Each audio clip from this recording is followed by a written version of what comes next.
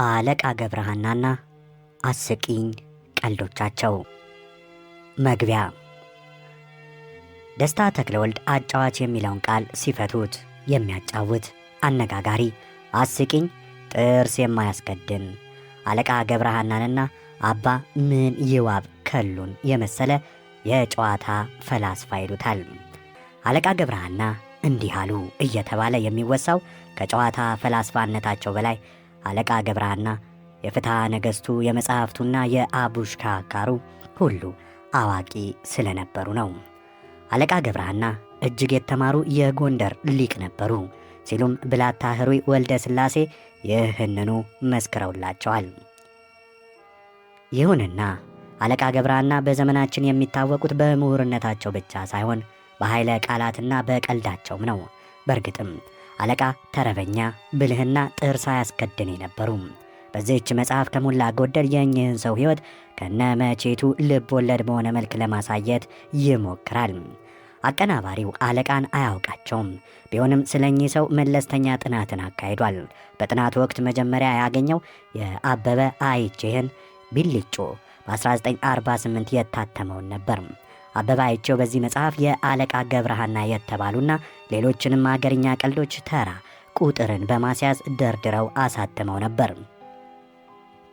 በ1950ዎቹ መጨረሻ እንዲሁ ሰምና ወርቅ አማርኛ እስኪ እንወቅ በተባለው መጽሐፍ ጥቂት የአለቃ ገብረሃና የተሰኙ ቀልዶች ከሌሎች ደባልቀው አንድ ሌላ ደራሲ አውጥተዋል። የአለቃ ገብረሃናን የሕይወት ታሪክና ቀልዶቻቸውን ኪናዊ ውበትን በመስጠት ታሪካዊ ልብ ወለድ በሚመስል መልኩ ለማውጣትም ጥረት በማድረግ ረገድ ግን ይህ የመጀመሪያ ይመስለኛል። በእርግጥ ኤልሳቤጥ ገሰሰ ከአዲስ አበባ ዩኒቨርሲቲ ለመመረቂያ ባቀረበችው ጥናታዊ ጽሑፍ ላይ በአለቃ ገብረሃና የሚነገሩ ቀልዶች በሚል ርዕስ በዘገቡት ጽሑፍ የአለቃ ገብረሃናን የሕይወት ታሪክ በጥቂቱ ገጾች አካተው ከፍ ብለው ከተጠቀሱት መጽሐፍት ባልተለየ መልክ የቀልድ ጥርቅሞችን በተራ ቁጥር በመደርደር ያቀረቡት ማለፊያ የጥናት ወረቀት በኢትዮጵያ ጥናትና ምርምር ኢንስቲትዩት ውስጥ ይገኛል። ቢሆንም አቀናባሪው ከፍ ብሎ ከጠቀሳቸው ምንጮች ያገኛቸውን መረጃዎች ከሰበሰበ በኋላ የተለያዩ ሰዎችን አናግሯል። የታሪክ መዛግብትንም አገላብጧል። ግለሰቦች የላኩለትን ተጨማሪ ቀልዶች መዝኗል። ለጽሑፉ ስነ ጽሑፋዊ ውበት ለመስጠት ምናብን ወደኋላ መልሶ ለአለቃ የሕይወት ታሪክ መቼት በመፍጠር አንባቢ በሕይወት ሲመላለሱ እንዳያቸው ለማድረግ ሞክሯል። ለዚህ ሥራ መሳካት አፈሊቅ አክሊሉ ገብረ ኪሮስ ከፍ ያለ አስተዋጽኦን አድርገዋል።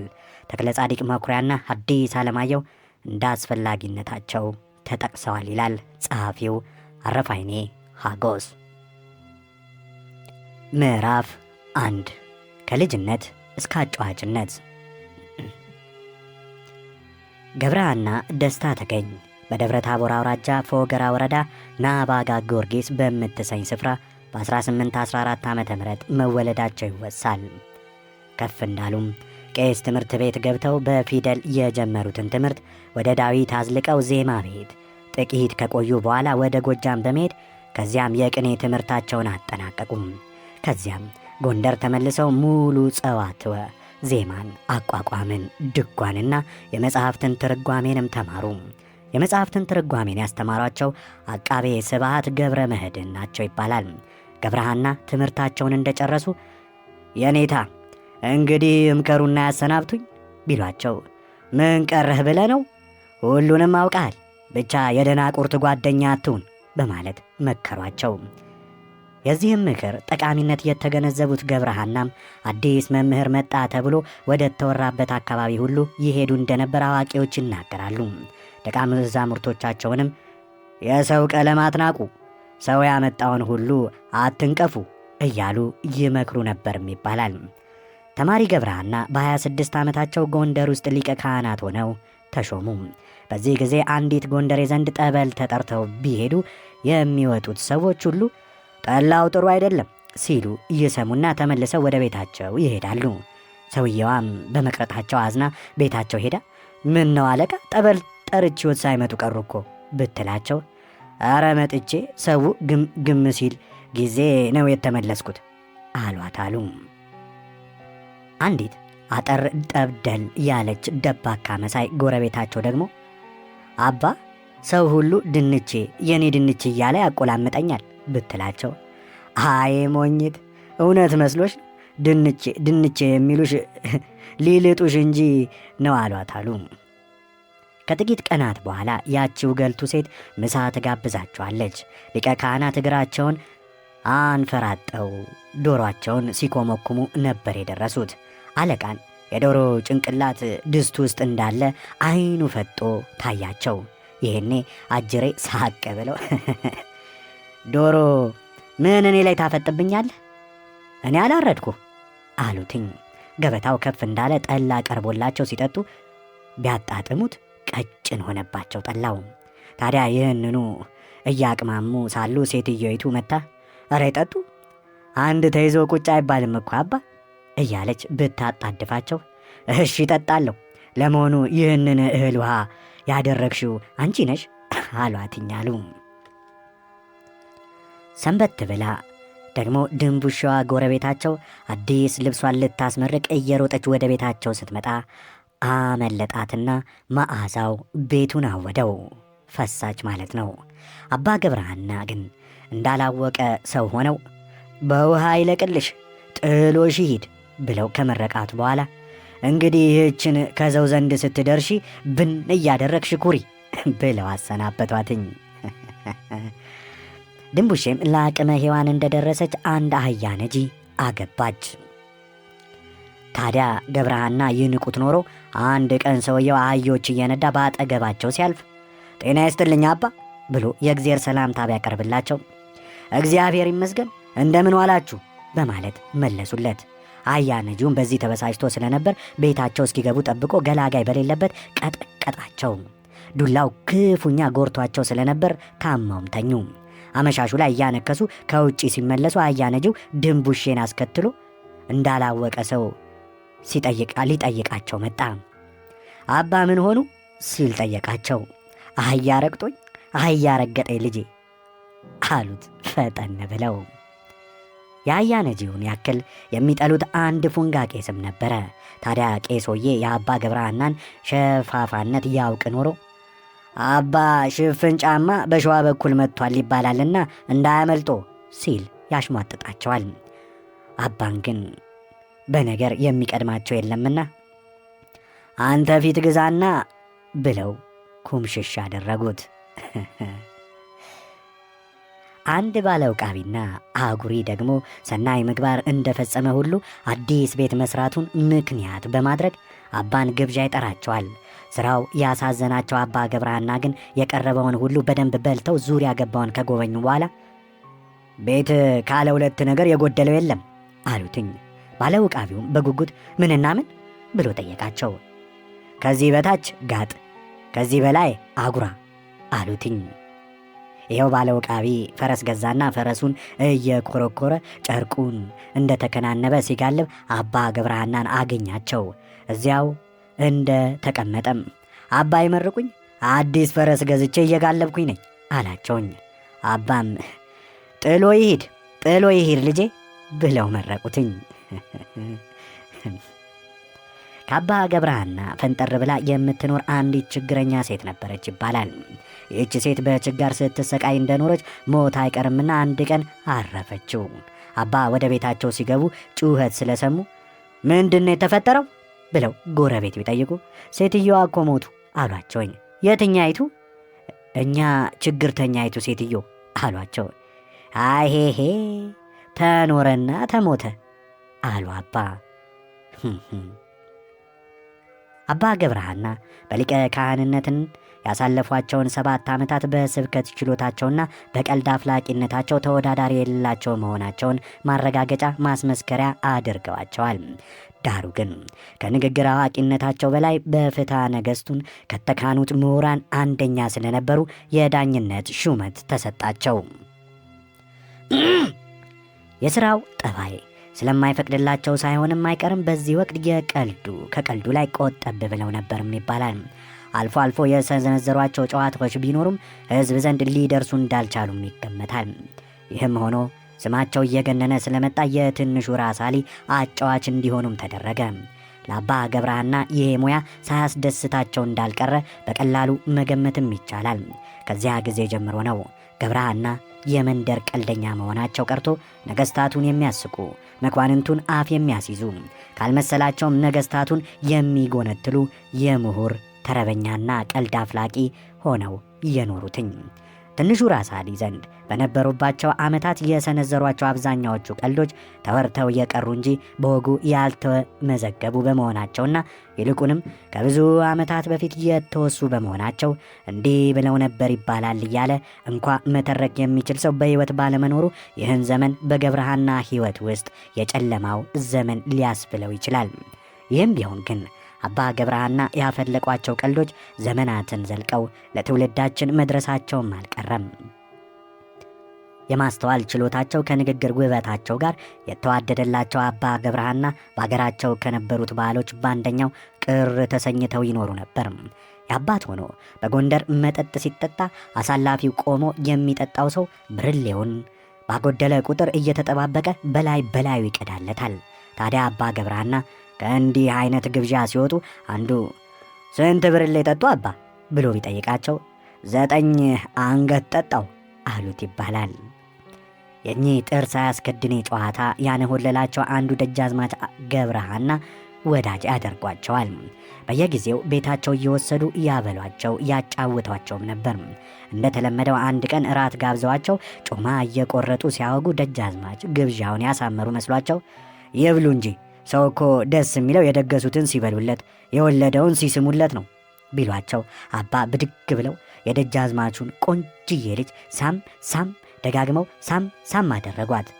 ምን ነው አባ ብለው ቢሉ ደጃዝማች ጌታዬ ምግቡን እስኪበቃኝ ተመገብኩትኝ፣ የወለደውን ሲስሙለት ደስ ይለዋል ስላሉኝ ደግሞ ለእርሶ ስል የሚወዷትን ልጆን ሳምኩሎ እንጂ አጠፋው እንዴ በማለት መለሱላቸው።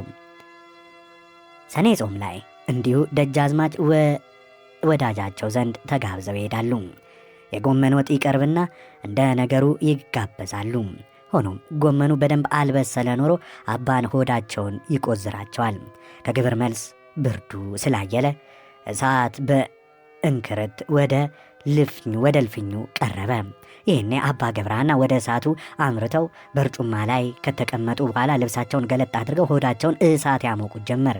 ደጃዝማች በድርጊቱ ተገርመው ምነው ሆዶን እሳት ያሞቃሉ ቢሏቸው ጌታዬ ጎመኔን እያበሰልኩ ነው አሏቸው ይባላል።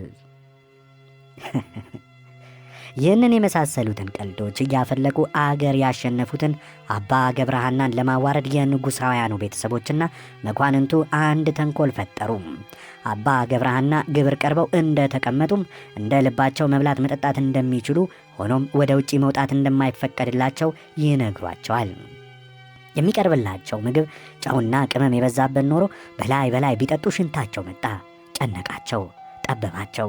ዳሩ ግን ጥቂት ካሰቡ በኋላ እቴጌ ምትዋብና ይባላል ጠርተው እባኮ በቁጥር ተጣልተናልና ይዳኙን ንግሥት ሆይ 500ና 500 ሲደመር ስንት ነው ቢሏቸው 1000 ነዋ በማለት መለሱላቸው። ንግሥቲቱ ይሄኔ እግዚአብሔር ይስጥልኝ እመቤቴ እርሶ ካዘዙኝማ ማለፊያ ነው ብለው እየሳቁ ወደ መጸዳጃ ቤት ሄደው ሸኑ። ከዚያም እንደመጡ አንዱ መንገደኛ የኔታ የልደታ መንገድ ቤት በኩል ነው ሲል ይጠይቃቸዋል። በእሱ አድርገህ ሂድ አሉ። ይህስ ይዘቀዝቀኛል አለ። ከዘቀዘቀህማ ጨርቅህን አውልቅና ተንተራሰዋ ብለው ታረፉት። በማግስቱ ዘመድ ቤት ጠበል ይጠሩና ይሄዳሉ። ቁጭ ብለው ጠላቸውን ሲጠጡም ሴትዮይቱ ከገንቦ ጠላ ስትቀዳ ሲያመልጣት ሰሙ። ፈሷ አለ። ይህን እያሰላሰሉ ሲጠጡ ሳለ ጠላ ልድገሞ አባ ብትላቸው እሺ ልክ እንደ ቅድሙ ጠረር አርገሽ ቅጂው ታዲያ አሏት ይባላል። የሰኔ ጾም እንደተፈታ ይቺው ዘመዳቸው ምሳ ትጋብዛቸውና ወደ መኖሪያዋ ይሄዳሉ። ጥቂት እንደበሉም ወጡ ውስጥ ጥፍር አገኙበት። ጥፍሩን ጠርገው እንዲታይ ለብቻው አስቀምጠው እጃቸውን ሰብስበው ቁጭ አሉ። ሴትዮይቱ መብላት ማቋረጣቸውን ስላየቻቸው የብሉ እባክዎ ጥሩ አይደለም እንዴ ብላ ብትጠይቃቸው ኧረ ጥሩ ነው ጥፍር ያስቆረጥማል እንጂ አሏትኝ። ምዕራፍ 2 ቀልድ በዛ። ስለዚህም ስደት ተከተለ። የካቲት 5 ቀን 1847 ዓ.ም ደጃች ካሳ ዳግማዊ ቴዎድሮስ ንጉሠ ነገሥት ዘኢትዮጵያ ተብለው በጳጳሱ በአቡነ ሰላማ ተቀቡ። አባ ገብረሐናንም ቤተ መንግሥት አገኟቸው። አፄ ቴዎድሮስ አባን በምሁርነታቸው ቢወዷቸውም ቢያከብሯቸውም ቀልዳቸውና ፌዘኝነታቸውን ይጠሉባቸው ነበር። ዳሩ ግን ከልጅነት ጀምሮ እስከ ጎልማሳነት አብሮ ያደገ ልምድ ከተፈጥሮ ባህሪ የበረታ ነውና አባ ገብረሐና ቀልዳቸውንና ምጸታቸውን ማቆም አልቻሉም። ለምሳሌ ብላታ አድጎ የተባለውን የቴዎድሮስ አሽከር ምንጊዜም የሚጠሩት ብላታ አዮ እያሉ ነበር። ቴዎድሮስ ተው ገብረሐና ሰው እንዲህ አትዘርጥጥ ብለው ቢመክሯቸውና ቢገሥጿቸውም አባቱ ያወጣለትን ስም ኋላ እኔ ምን ላድርገው? አድግ ማለት በግዕዝ አያ ማለት አይደለምን ንጉሥ ሆይ ብለው አሻፈረኝ አሉ። አንድ ጊዜም ከታላላቅ መኳንንት ጋር ሲጫወቱ የሴት ነገር ተነሳና አባ ሆዬ አንድ ቀን ከመኝታዬ ሌሊት ተነስቼ በጨለማ እየዳበስኩኝ ገረድ ስፈልግ የቤት ምሰሶ አገኘኝና ግንባሬን አለኝ ብለው ዋሽተው ያስቋቸዋል። ይህን አንዱ መኮንን አባ ቆመጥ ይዘው እያወዛወዙ ቢሄዱ ኖሮ እኮ ምሰሶ አይመታዎትም ነበረ ብሎ ቢስቁባቸው አጅሬ አብረው ስቀው ጌታዬ ለካ ይህን ያውቁ ኖሯል በማለት አሽሟጠጧቸው።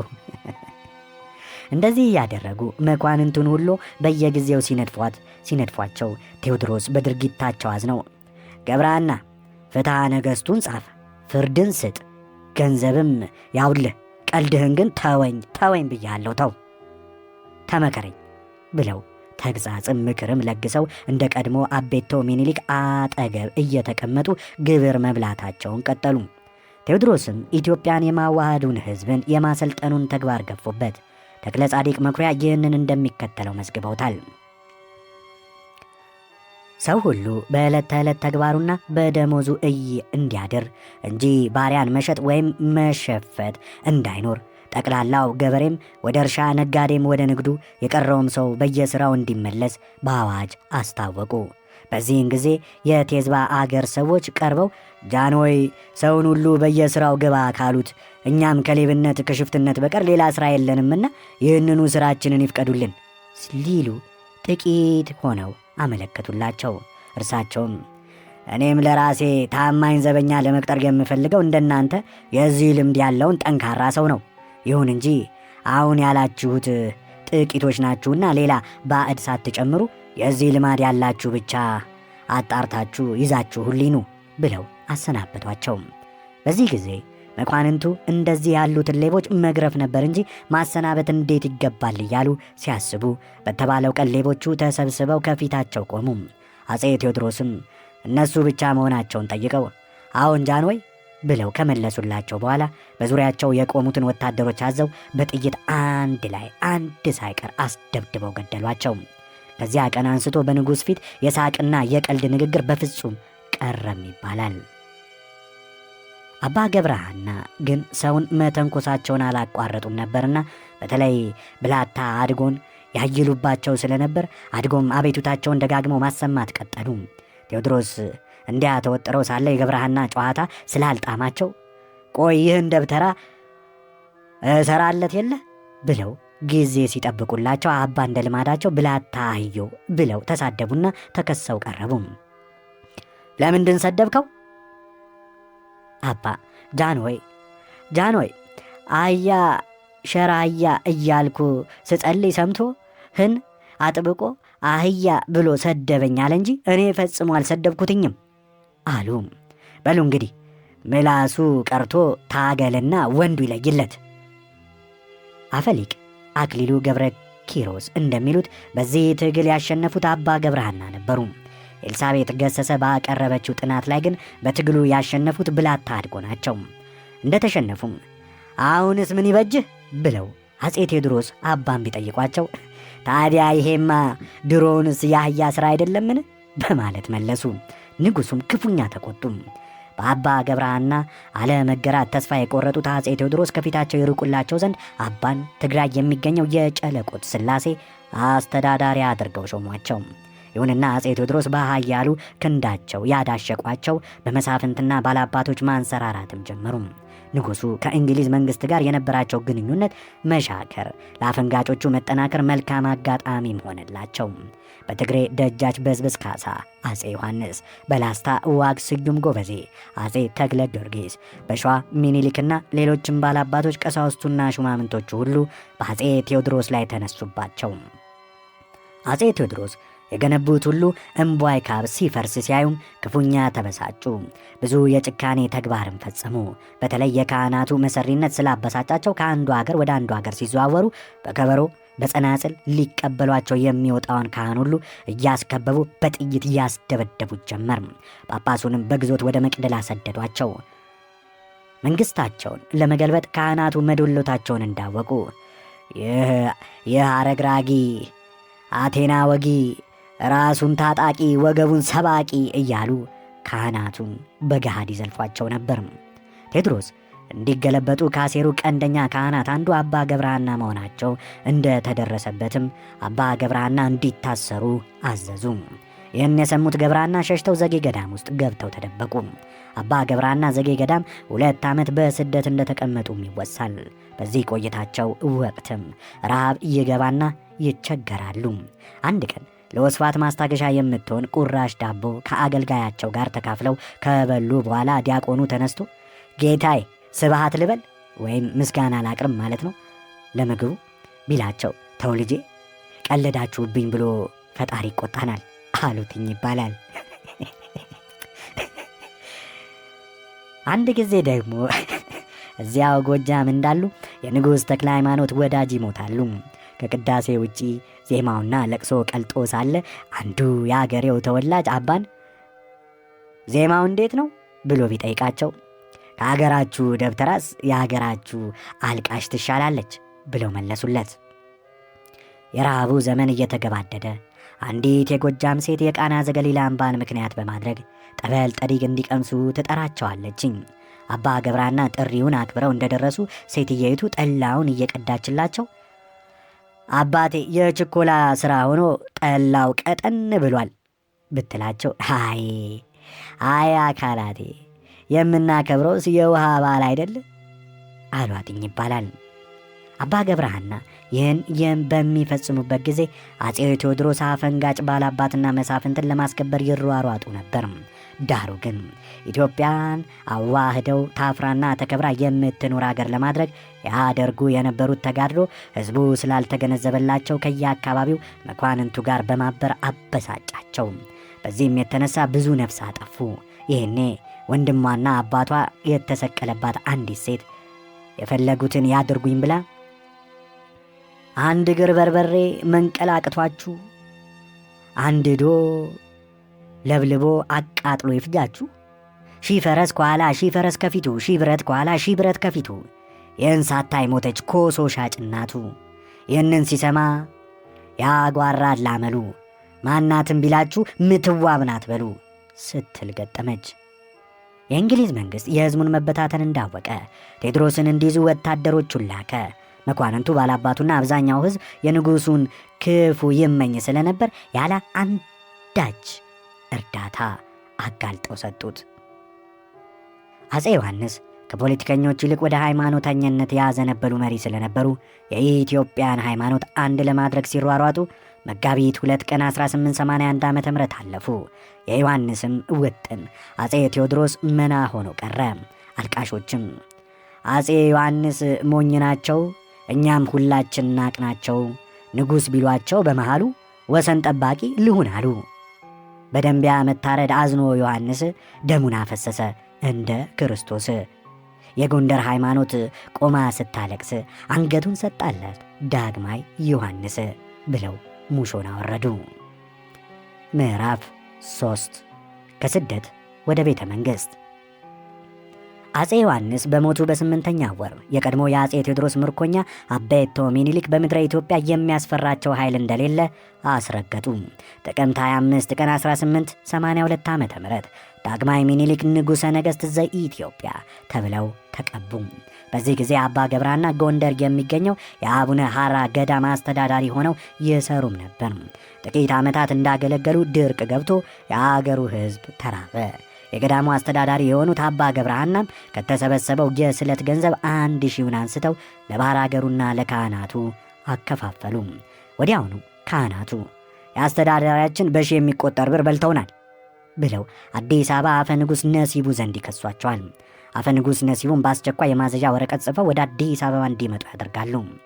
እንደደረሱም አጋፋሪው አባ ገብረሐና መጥተዋል ሲል እኛ ቀልደኛ ናቸው በማለት አፈ ንጉሥ ቢያንጓጥጧቸው አባ ፈጠን ብለው ብሉይና ሐዲስማ በነሲቡ ይፈተታሏ ማለትም ይተረጎሟሏ ሲሉ መለሱላቸው። ክርክሩ እንደተጀመረም ገንዘቡን ማጥፋት ሆነ አያምኑምን ብለው ጠየቋቸው።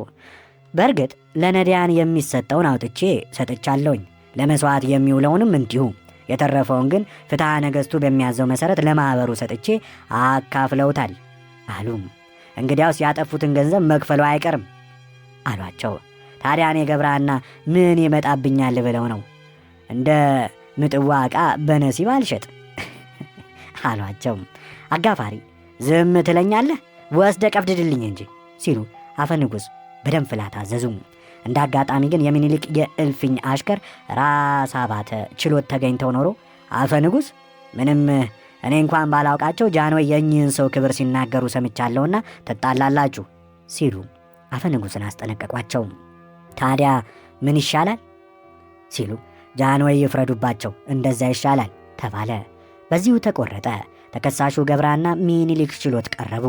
አፈ ንጉሥም የወንጀሉን ይዘት ለንጉሡ ሲያስረዱ እኚህ ቄሶች አስተዳዳሪው የገዳማችንን ገንዘብ በልቶናል በማለት ሰውየውን ከሰዋቸው። ሰውየው መብላቱን አምኗል።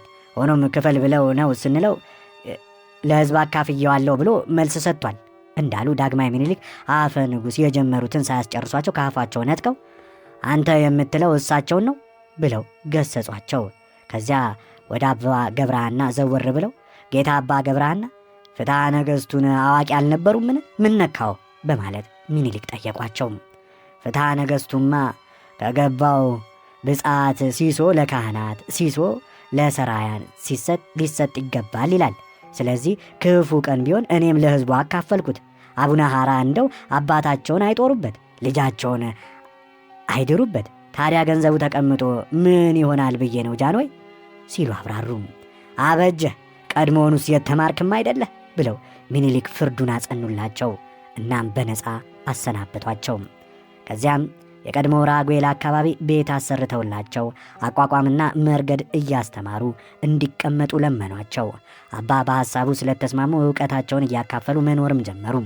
እንጦጦ ቀድሞ የዲልዲላ ይባል የነበረው አካባቢ በ1875 ዓ ም የተተከለው ራጉኤል ቤተ ክርስቲያን ውስጥ በስፋት ማስተማርም ቀጠሉ። አጼ ሚኒሊክ ዕለት ዕለት ቂቤውን፣ ማሩን፣ በልኮውን ይልኩላቸውም ነበር። እንዲያም ሆኖ የእንጦጦን ብርድ ያልቻሉት አባ ገብረሐና የእንጦጦን ብርድ እየለመደ ሲኦል አይሰቅቀውም ይሉ ነበር ይባላል። ሚኒሊክ እንደዚህ ራጉኤልን ሊሳለሙ አንድ ቀን ቢመጡ አባ ብልኳቸውን ተከናንበው ዳዊት ሲደግሙ ስላዩ ቢስቁባቸው ገብረሐና ሆዬ እንዳገሬው ጃንሆይ ጋሪ ቡልተኒ በማለት አሳቋቸው ይባላል። አባ ገብረሐና በልቶ ጠጥቶ መተኛት እንጂ ትምህርት የማይወድ ሰነፍ ተማሪ ነበራቸው። ታዲያ አንድ ጊዜ ጠርተው እስቲ ይህንን ምዕራፍ ውጣው ብለው አዘዙት። ተማሪው እንደምንም አምታቶ ጨረሰና የኔታ ጨረስኩኝ ጎበዝ አይደለሁም ብሎ ይጠይቃቸው። እንዴታ ጎበዝ እንጂ ያውም ብላተኛ አሉት ይባላል።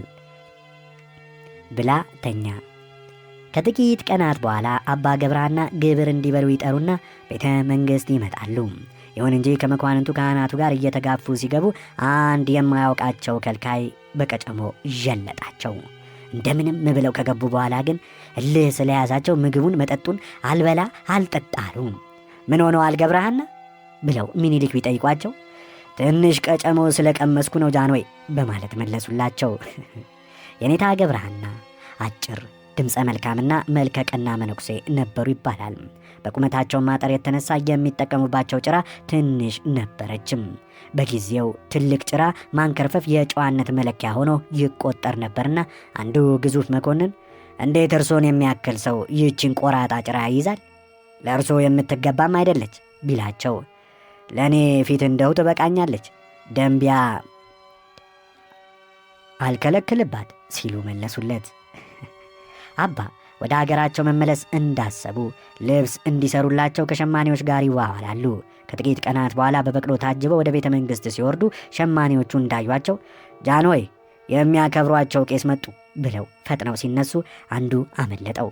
ይህኔ አባ ሆዬ ልብሴን እስካሁን ሳትሰሩልኝ መቆየታችሁ ሲገርመኝ፣ አሁንማ እስከ መቋጠሩም ተዋችሁታ አይደለ አሏቸው አሉም። ሊቁ ገብረሐና ቀሳውስቱንና ዲያቆናቱንም ከማስተማር በተጨማሪ ሥርዓተ ቤተ ክርስቲያንን፣ ሥርዓተ ቤተ መንግሥትንም ለዳግማዊ ምኒልክ ያስጠኑ ነበር። በዚህ አይነት አዲስ አበባ ከቆዩ በኋላ ንጉሡን ተሰናብተው ወደ ጎንደር ጉዞ ጀመሩ። ምዕራፍ 4 ድንግልና ፈረሰ። የአባይ በረሃ የመኪና መንገድ ድልድዩ ሳይሰራለት ከአዲስ አበባ ወደ ጎጃም አልፎም ወደ ጎንደር የሚሄደው መንገደኛ ሁሉ ደጀን እስኪደርስ ድረስ ልክ የመከራ ትንቢት እንደተነገረበት ሰው አሁን መከራው ደረሰብኝ ብሎ ልቡ እየፈራ እየራደ የሚያልፍበት ቦታ ነበር። አባይ አንድ ሞት ብቻም አይደለም፣ ብዙ ሞት ተሰብስቦ እየሰፈረበት፣ ብዙ ስቃይ፣ ብዙ ጣር ተሰብስቦ የሰፈረበት ቦታም ነበር። ስለዚህ ከዚያ አልፈው የሚሄዱ መንገደኞች አባይን ክረምት እንደሆነ በጉም፣ በጋ እንደሆነ በጭጋግ ተሸፍኖ የሚያውቀውንም የማያውቀውንም ሞትና ጣር ሁሉ በጉያው ሸሽጎ እንደ ሲኦል ንጉሥ በሚያስፈራ ግርማ ከላይ እስከታች ተጋድሞ ሲመለከቱት ልባቸው ሲሸበር ይቆይና ወዲያው ከጉሙ ወደ ጭጋጉ በላይ አሻግረው ሲያዩ እዚያ ከደረሱ ሞቱ ሁሉ ጣሩ ሁሉ ወደ ኋላቸው የሚቀር እንጂ ወደፊት የማይገጥማቸው ሆኖ ስለሚታያቸው በደህና የሚደርሱበትን ዘዴ ብቻ በማሰብና ማሰናዳት ይጀምራሉ። ባለው ደራሲ አዲስ ዓለማየሁ እንደጻፉትኝ ገብረሐና ከጫሩ ወዲያ ማዶ ያለው የትውልድ ሀገራቸው እየታያቸው ጉዟቸውን ቀጥለው አባይ በረሃ ገቡ። ብዙም ሳይቆዩ የአባይ ወረበሎች ከየጥሻው እየወጡ ከበቧቸውና ያላቸውን ጥሪት ሁሉ ሊዘርፏቸው፣ ሊገርፏቸውና አሰለፏቸው። አቅመ ደካሞቹ ነፍጥ የለሾኞቹ መንገደኞች ያላቸውን ሁሉ አስረከቡ። ጠመንጃ ያላቸው ግን እየተታኮሱ አመለጡ። አባ ገብረሐና ነፍጥም አቅምም አልነበራቸውም። አንዲት አገልግል ብቻ እንጂ አገልግሊቱ ግን ንብረታቸው ሁሉ ሸክፋ ይዛ ነበር። ሽፍቶቹም ስለጠረጠሩ አምጣ፣ እሱ ምንድን ነው የያዝከው ሲሉ እሳቸውን አፋጠጧቸው። አባ ገብረሐና የበረሃው ወበቅ አስጨንቋቸው ጥምጥማቸውን ፈተው ነበርና ወላይ በደንብ የተሰራ ስጋ ወጥ ነው እንብላ ብለው የአገልግሊቱን እንደ መፍታት ሲሉ እረ ወግድ የእስላም ስጋ እኮ እኛ አንበላም ብለው አባረሯቸው ይባላል። ይህን ብሂላቸውን ያዩ አብጓራቸው የነበሩ መንገደኞች የተራረፈ ብራቸውን ሰብስበው ከጉድ ያወጡን አባታችን ባዶ እጃቸውንማ አገራቸውን እንዲገቡ አናደርግም ብለው አዋጥተው ብር ሰጧቸው። በዚህ ጊዜ አባ ገብረሐና በርኖሳቸውን ገልብጠው ለብሰው ልጄ ብሬ እያሉ ጩኸታቸውን ለቀቁት። ብሩን የተዘረፈውን መንገደኛ የብሩ ነገር አሳዝኖት እንባ ይራጭ ጀመር። ሽፍቶቹ ምንድናችሁ ነው የምትላቀሱት ሲሉ ጠየቋቸው። ልጄ ብሬን ተስቦ ይዞት እዚህ አፋፍ ላይ ስላረፈብኝ እርሜን እያወጣሁ ነው፣ ከፍ ብዬ ቤተ ክርስቲያን ካገኘው ቀብረዋለሁ በማለት አባ መለሱና በሰላም ጉዟቸውን ቀጠሉ። ይሁንና የዚህ አይነቱ ዘዴ አደገኛነት ወዲያውኑ የተከሰተላቸው አባ ገብረሐና ሌላ መላ ፈጠሩ። ብሩን ሁሉ ሰብስበው ተልባ እያሹ የሚበሉባት ገበታ ውስጥ ለመክተት እንዳሰቡትም ገንዘቡን ገበታዋ ላይ ሰበሰቡና ለስለት በገዙት ልብስ ሸፍነው ሰው ታቦት እንደያዘ ሁሉ በዝግታ በስርዓት እንዲጓዝ አደረጉ። እንደፈሩትም አሁን ወረበሎች ብረታቸውን እንደያዙ መጡ። ምንድን ነው የያዛችሁት? ታቦት ከአዲስ አበባ አስባርከን መመለሳችን ነው። ማን የሚሉት ታቦት ነው ለመሆኑ አሏቸው። የተልባ ማሻ ቅዱስ ሚካኤል አሉ። ከዚያ በኋላ ምንም አይነት አደጋ ሳያጋጥማቸው አባ በሰላም ጎንደር ደረሱ። ከተማው አካባቢ እንደተቃረቡ ሁለት ሴቶች ውሃ ተሸክመው ዳገት ሲወጡ አንደኛዋ ሲያመልጣት ሰሙና እየሳቁ ከሴቶቹ ኋላ ሲሄዱ በድጋሚ ያመልጣታል። ሴትዮይቱም ደንግጣ ሰው መኖሩን አለመኖሩን ለማረጋገጥ ዘወር ብትል አባ በስተጀርባዋ ኖረዋል። ውይ አፈር በበላው መቼ መጡ አባ ብላ ብትጠይቃቸው በታኅሳስ ሄጄ በጥር መጣሁ አሏት አሉ። ወዲያው ወደ ትውልድ ሀገራቸው ናባጋ ጊዮርጊስ ሄደው መኖር ጀመሩ። ከወዳጅ ዘመድ ተደባልቀው ጥቂት ከቆዩ በኋላ ለረጅም ጊዜ ያላገኟትን አንድ ዘመዳቸውን ለመጠየቅ የጥምቀት ድግስ ላይም ለመጋበዝ ራቅ ወዳለ ስፍራ ሄዱ። ጣናን በታንኳ ተሻግረው እንደደረሱም ሙክት ታርዶ ጠላውም ተቀርቶ ቀረበ። ይሁንና የቤት እመቤቲቱ ባልትና ዕጣ ክፍላቸው አልሆነ ኖሮ ጠላውም ሆነ ወጡ ቀጠን ያለ ነበር። አባ የድሮ ጨዋታ እያመጡ ዘመዳቸውን በቅርብ የሆነውን እያወጉላቸው ሲበሉ እንግዳን መጋበዝ የአባቶች ነውና ይብሉ ይጠጡ እንጂ አባ ለምን ችላስ ይላሉ ቢሏቸው አባም ኧረ እበላለሁ እጠጣለሁም ይሄማ የመጣሁበትም አይደል አሏቸው ይባላል። አንድ ጊዜ ደግሞ አንዲት የጎንደር ሴት ዘንድ እራት ይጋበዙና ይሄዳሉ። ከጣና ሐይቅ እየተጠመደ ሲልዞ ጉልዞ የተባለ የዓሣ አይነት ላቅርብሎ ብላ ብትጠይቃቸው ግን የጎንደር ወግ ይድረስብኝ በማለት ይግደረደሩ ጀመር። ሴትዮይቱም ብዙ ሳታንገራግራቸው ዓሣውን ስታነክተው ቆየች። ሆኖም ዕቃ ረስታ ኖሮ ጓዳ ስትገባ አጅሬ መብራቱን አጠፉና ሲልዞ ጉልዞውን ሁሉ እፊታቸው አመጡትና መብራቱ ሲበራም ዓሣው አባ ፊት ተገኘ። ወይዘሮይቱም ወይ ጉድ ይህን ዓሣ ምን እዚያ ወሰደውን ብላ በመገረም ብትጠይቃቸው ዓሣ እንደ ልቡ ሲራወጥ ይኖራል እንጂ መቼ አንድ ቦታ ይቀመጣል ብለው ዓሣቸውን እንክት አድርገው በልተው ወደ አገራቸው ተመለሱ። ከዚያም ናባጋ ጊዮርጊስ ተመልሰው ሲኖሩ ከዕለታት አንድ ቀን ሰራተኛቸው ምሳ በጊዜ ያልሰራች ኖሮ ተልባ በአታቸው አሷኑ ሰጠቻቸውና እሷኑ አጣጥመው ወደ ገበያ ሲሄዱ አንድ አንካሳ ደብተራ ጥርሳቸው ላይ የተጣበቀውን ተልባ አይቶ አባ ዛሬ ተልባ ስንት ዋለ ብሎ ቢያሽሟጥጣቸው አጅሬ ነገሩ ወዲያው ገብቷቸው ኖሮ ተልባማ በጠማማው ጣሳ ሁለት ሲሸጡ አለ አሉትኝ። ተረቡ ያልተሳካለት ደብተራ ነገሩን ስለተወ ስለ አዝመራው አወያዩት። ደብተራውን ማሳቸው ዙሪያ እሳት ቢያነዱ አሳማ ድርሽ እንደማይል ይገልጽላቸውና አመስግነው ትሄዳሉ። ቤታቸው እንደደረሱ ተልባ ሰጥታ ያሰደበቻቸውን ሰራተኛ ለመደብደብ ሰበብ ሲፈልጉ ውሃ ቀርታ ስትመለስ የነበረችው ሰራተኛ እንስሯ በደንብ ባለማዘሏ ወዲያና ወዲህ ቢንዘዋዘብ ልብሷ በስብሶ ውሃው ተጋምሶ ደረሰች። ይህኔ እንዴት ውሃውን አፍስሰሽ ልብስሽን አበስብሰሽ ትመጫለሽ ብለው ይዠልጧት ጀመርም።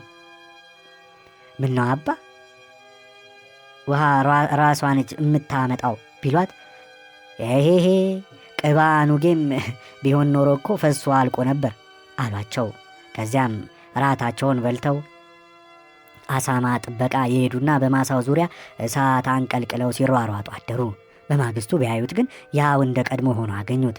ጠዋት ሰራተኛይቱ አሳማ ቀለል ብሎ አድሮ እንደው ብትጠይቃቸው ምን ይቃለላል በደንብ አድርጌ በመብራት ሳበላው አደርኩኝ እንጂ ብለው መለሱላት። በዚሁ ታርቀው እንዳሉ ሰራተኛይቱ ወንዝ ትወርዳለች። ሆኖም ውሃ ይዛ በመምጣት ፋንታ የእንስራ ስባሪ ተሸክማ መጣች። አባ በድርጊቷ ተናደው በድጋሚ ይደበድቧት ጀመር። ጎረቤቶቻቸው አሁንም እየተሯሯጡ መጡና ከሆነ በኋላ ለምን ይመቷታል አባ አስቀድሞ ነበር እንጂ መቅጣት ቢሏቸው ከት ብለው ስቀው ትሰብሪያለሽ ብዬ አስቀድሜ ልመታት ኖሯል አሉ ይበላል።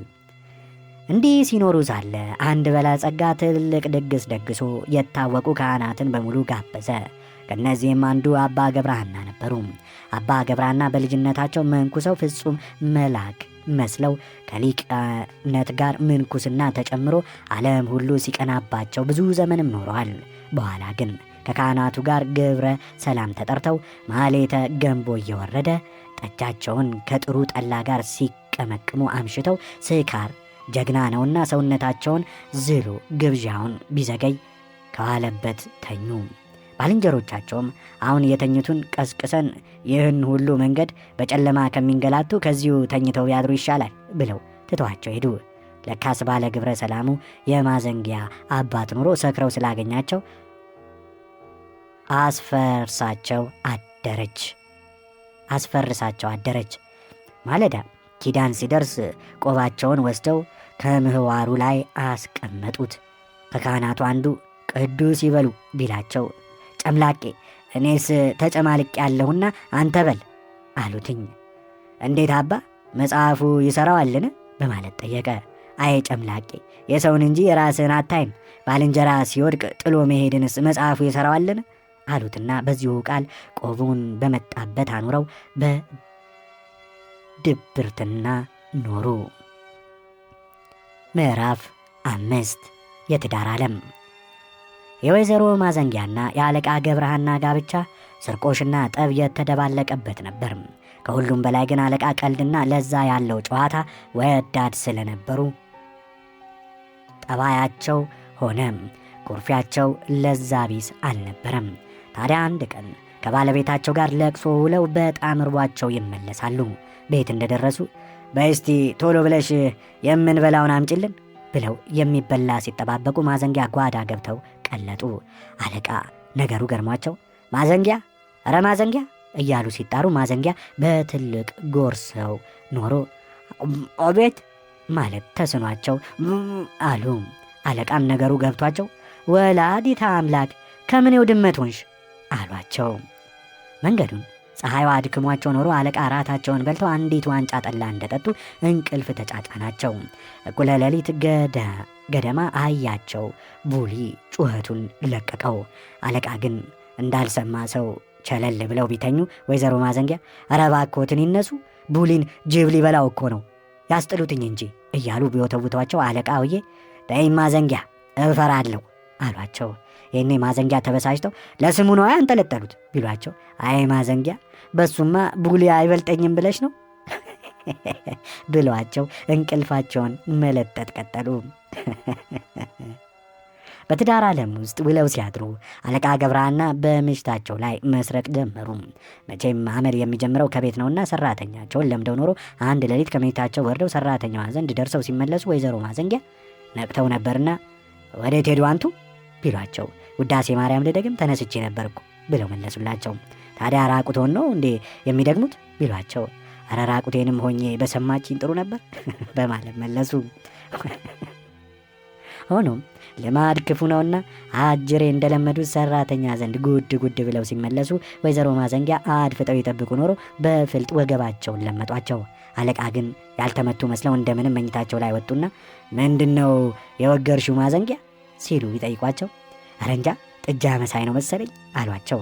አለቃም ከዱላው ይበልጥ ስድቡ ከንክኗቸው ኖሮ ታዲያ ለድርቅ ጥጃውስ መቼ አነሰውና ነው በፍልጥ የመታሽው በማለት ጀርባቸውን ሰጥተው አደሩ። አለቃ ይህን ሁሉ ይፈጽሙ የነበረው የአይን ወረት እየሆነባቸው እንጂ ባለቤታቸውስ መልከ ጥፉ ሆነው አልነበረም። ይልቁንም ረጅም ቆንጆ ሴት ወይዘሮ ነበሩ። በማግስቱ አለቃ ቂማቸውን ሳይረሱ ወይዘሮ ማዘንጊያ ጓዳ ጉድ እያሉ አንቱ ዝናቡ ወዴት ደርሷል ቢሏቸው አለቃ ቆጣ ብለው ለሰማዩ አንቺ ትቀርቢም የለ አሏቸው ይባላል። ከዚያም ዱላውን መኮራረፉ የሰለቻቸው አለቃ ገብረሃና የመጥፎ ጸባያቸውን በመተው ፋንታ ውጪ መማገጡን መርጠው አንዲት ጎረቤታቸውን ወዳጅነት ያዘሉ። ወይዘሮ ማዘንጊያ ገበያ የሚሄዱበት ቀን ጠብቀውም ወዳጃቸውን እቤታቸው ያመጧታል። ሕፃኑ ልጃቸው ተክሌ መደብ ላይ ተኝቶ ነበር። ታዲያ ወዳጃቸውም ልጇን ይዛ መታ ኖሮ ከተክሌ ጋር እንዲጫወት መደቡ ላይ አስተኝተው ሳለች ወይዘሮ ማዘንጊያ ዕቃ ረስተው ነበርና እየተጣሩ ሲመጡ ብትሰማ በድንጋጤ የራሷን ልጅ ትታ ተክሌን ይዛ ሸሸች። ማዘንጊያ ልጃቸውን ቢያዩት ሌላ ሆነባቸው። ትኩር ብለው ሲመለከቱት ግን የጎረቤታቸው ልጅ መሆኑን አወቁና ነገሩ ገባቸው። አለቃ ደንግጠው ኩምሽሽ ብለዋል። ይህና አጅሪት ልጁን አንስተው የሚንቀለቀለው እሳትን እያመለከቱ አሁን እዚህ ልጨምረው አንቱ ቀላል እያሉ አለቃን እያዋከቡ ቢያሸብሯቸው በተሰበረ አንደበት ታይ ማዘንጊያ እዚያም ቤት እሳት አለኮ በማለት አስጣሏቸው ይባላል። ወዲያውኑ ባለቤታቸው እግር ላይ ወድቀው ይቅርታ ከጠየቁ በኋላ ሰላም ወረደ። ሆኖም ውለው ሳያድሩ አለቃ ልብ ውስጥ ተዳፍኖ የነበረው የፍቅር ረመጥ ተቀሰቀሰባቸው። የፋሲካ ሰሞን ወይዘሮ ማዘንጊያ ስራ በዝቶባቸው ሲንጎዳጎዱም አጋጣሚ አገኘው ብለው አጅሬ ተንደርድረው ጎረቤት ወዳጃቸው ዘንድ ሄዳሉ። ዳሩ ግን አጉል አጋጣሚ የሆንባቸውና አባወራው ጉብ ብሎ አገኙት። ሰው ግጥም ብሎ ሞልቶ ያልጠራ ጠላ እየጠጣ ሲጫወትም ይደርሳሉ። ምንተፍረታቸውን ጥቂት ተጫውተው እንኳን አደረሳችሁ ብለው ሊወጡ ሲሉ ውሽሚት ይጫወቱ እንጂ ምን አስቸኮሎ ብትላቸው የለም ቸኩያለሁ፣ በዓል ሲወጣ እመጣለሁ ብለው ወደ ቤታቸው ሄዱ። ባሎዬ ይህንን ሰምቶ ኖሮ እያደባ ሲጠብቃቸው እንደለመዱት ሹክክ ብለው ገብተው ያገኛቸውና በክትክታ ቢያገላብጣቸው የሴት ያለ እያሉ ጩኸታቸውን አቀለጡ። በአካባቢው የነበሩ ሰዎች ገላገሏቸውና ጠቡ በረድ ሲል ምነው አያ የወንድ ያለህ የማይሉ ብለው ቢያፌዙባቸው ወይ ግሩ አንዱ ሲበቃኝ ደግሞ መጨመሪያ የወንድ ያለህ ልበል በማለት አሳቋቸው ይባላል። አለቃ ገብረሃና ከመጠጥና ሴት ታቅበው ብዙ ጊዜያቸውን ቤታቸው ማሳለፍ ጀመሩ። ከባለቤታቸውና ከልጃቸው ጋር እየተጫወቱ የፍስሐ ጊዜ ቢያሳልፉም ያዩትን አጉል ነገር ሁሉ ከመንቀፍ ከመተረብ ተቆጥበው አያውቁም። አንድ ቀን ከልጃቸው ተክሌ ጋር ሲጫወቱ ወይዘሮ ማዘንጊያ ይሰሩ የነበሩትን ወጥ ብዙ ጊዜ በማማሰያ ሲቀምሱ ያዩዋቸዋል። ማዘንጊያ ወጡን ሰርተው እንደጨረሱም ከምድጃ አውርደው ሊያስቀምጡት ሲሉ ቀሚሳቸው አደናቀፈቸውና ወጡ ቢፈስ ማዘንጊያ ጮሁ። ይህኔ አለቃ ተናደው መላስ ብቻ አሏቸው ይባላል። ሌላው ቀን እንዲሁ ማዘንጊያ ወጥ ሲሰሩ አለቃ ተቀምጠው ይመለከቷቸው ነበር። ሚስቲቱም ወጡ መብሰሉን ጨው ቅመሙ በሚገባ መመጠኑን ለማረጋገጥ ደጋግመው ማማሰያቸውን እያጠለቁ ይቀምሱ ነበር። ሆኖም አለቃ አርቧቸው ኖሮ ትዕግስታቸው አለቀና ማዘንጊያ ራታቸውን እሱ ከሆነ ለእኔም መቋሚያዬን አቅብኝ በማለት አሳቋቸው። የቀድሞ ተማሪ እየቀፈፈ ነበርና የሚማር አንዱ ተማሪ ሊለምን አለቃ ቤት ይመጣል። እንደ አጋጣሚ መስኮባቸው ባዶ ስለነበር ማዘንጊያ ትንሽዬ ቁራሽ ይሰጡታል። ይህች ምን ላድርጋት ብሎ ተማሪ ማፍጠጥ። ይህን አተካራ የሰሙት አለቃ አይ ሁሉን አስተምሩኝ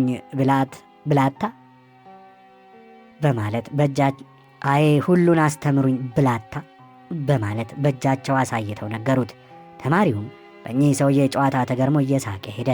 ብዙ ሳይቆዩ ግን ጨዋታ የማይገባው ቀልድ የማይጥመው እንግዳ መጣባቸው። በቀድሞ ዘመን በሆነ ባልሆነው መቻያ እየተባለ ወታደር በየቤቱ እየገባ ብዙ የግፍና የብልግና ሥራ የሚሠራ ነበር። ታዲያ አለቃም ቤት አንዱ ወታደር ገብቶ ይህንን አምጣ ያንን ድገም ሲላቸው ቆይቶ ማዘንጊያ ቢያስጎመጁት አለቃን የበቅሎ ሳር ያምጡ አላቸው። እሺ ማዘንጊያ ገመድ ይዘሽ ነይ አሉ። ለምን? እሷማ እንጀራ ትጋግር ወጥ ትሰራ እንጂ አለ ወታደሩም። የለም ትምጣ፣ እኔ ሳጭድ እሷ ትጣቀፋለች አሉ አለቃ በሐሳባቸው ጸንተው። ይሁን እንጂ ወታደሩ ፈርጠም ብሎ በጊዜ በሄዱ ይሻለዎታል ቢላቸው ሳር አጨዳ ሄዱ። ከዚያ ወዲህ የሆነውን ሁሉ የሚያውቅ የለም። አለቃ ግን ብልህ ስለነበሩ የተደረገው ሁሉ ሳይከሰትላቸው አልቀረምና ሆኖም አህያውን ፈርቶ ዳውላውን እንዲሉ ባለቤታቸውን ከማኩረፍ ሌላ ምንም ሊያደርጉት አልቻሉም ነበር። እላቸውን የተወጡ ቁርሿቸውን የቀረፉ መስሏቸው ወደ ጥንቱ ምግባራቸው ተመለሱበት። ቢሆንም ከዚያ ቀደም የቀመሷት ዱላ ስላልተዘነገቻቸው ወዳጅ የያዙት ከመንደራቸው ራቅ ካለ ጎጥ ሄደው ነበር። አለቃ ወዳጅ እንዳያዙ ባለቤታቸውን ማክበራቸውን ተዉት። የወይዘሮ ማዘንጊያ ባት በካራ ተቀርድዶ ኖሮ እስከ ለተሞታቸው ድረስ ይኸው ጠባሳ እግራቸው ላይ ይታይ ነበር ይባላል። ታዲያ አለቃ ገብረሃና የአዲሲቱ ወዳጃቸው ፍቅር አነሁሉሏቸው ስለነበር ወታደሩ ድርጊትንም ከአእምሯቸው ስላልተፋቀ የማዘንጊያን አይን ማየት ጠልተውም ነበር። እልቅና እንደተሾሙም ወዳጅ ዘመድ ሹመት ያዳብር እንኳን ደስ አለው በማለት ቤታቸው መጥቶ ሳለ አንደኛው እንግዳ ሹመቱ ባለቤትዎን ተስማማቸውን ብሎ ቢጠይቃቸው ካራባት ምን ትሆናለች ብለህ ነው ሲሉ መለሱለት። አለቃን የዝሙት መንፈስ ተጠናውቷቸው ብዙ ጊዜያቸውን በውስልትና ቢያሳልፉም እኩይ ተግባር ተሰውሮ አይኖርምና መጥፎ ግብራቸው በመጨረሻ ተገለጠባቸው። ነገሩ እንደዚህ ነው። ወይዘሮ ማዘንጊያ የባለቤታቸው ሁናቴ ስላጠራጠራቸው ክትትል ማድረግ ጀመሩ። መጀመሪያ አሽከራቸውን ጠርተው አለቃ የት እንደሚሄዱ እንዲነግሯቸው ቢለምኑ አሻፈረኝ አሉ።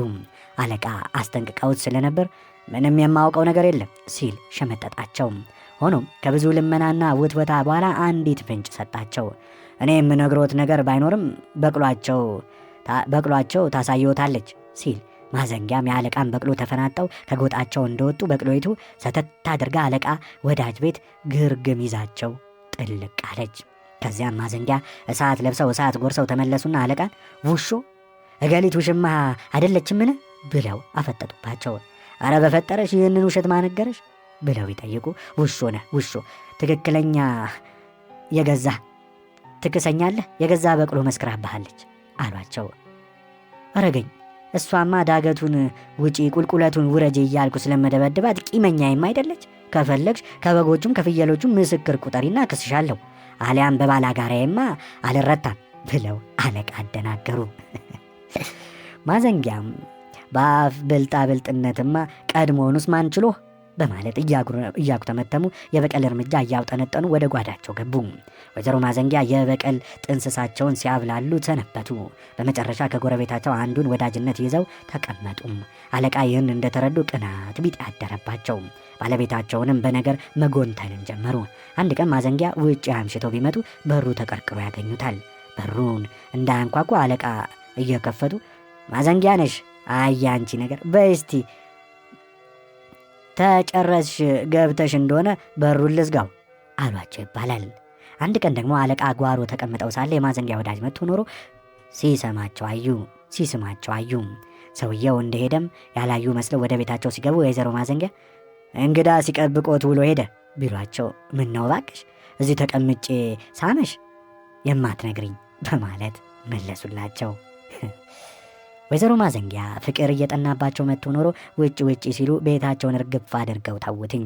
ለአለቃ ገብረሃና የሚቀርቡላቸው ምግቦች እንኳን ሳይቀር እንደ ነገሩ ሆኑ። ጠዋት ተልባ፣ ምሳ ተልባ፣ ራት ተልባ፣ የሚጠጣውም ሁሉ ተልባ ሆነ።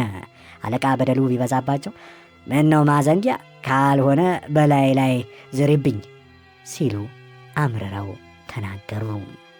አለቃ ከዚያን ጊዜ ጀምሮ ከተልባ ቢገላገሉም የዘወትር ቀለባቸው ሽሮ ሆነ። ገብረሃና እስከ መቼ እንደ ሕፃን በሆዴ ጉዳይ ስጣላ እኖራለሁ ብለው የተሻለ ምግብን ፍለጋ ወዳጃቸው ቤት ሄዱ። በአጋጣሚ ግን ከሄዱበት ቤት የሽሮ ወጥ ቀረበላቸው። ይህኔ አለቃ እየተከዙና ግራ ቀኙን እየተመለከቱ ወይ ቤቴ ቤት ዞረ መጣህብኝ ደግሞ ብለው ሽሮውን እንደነገሩት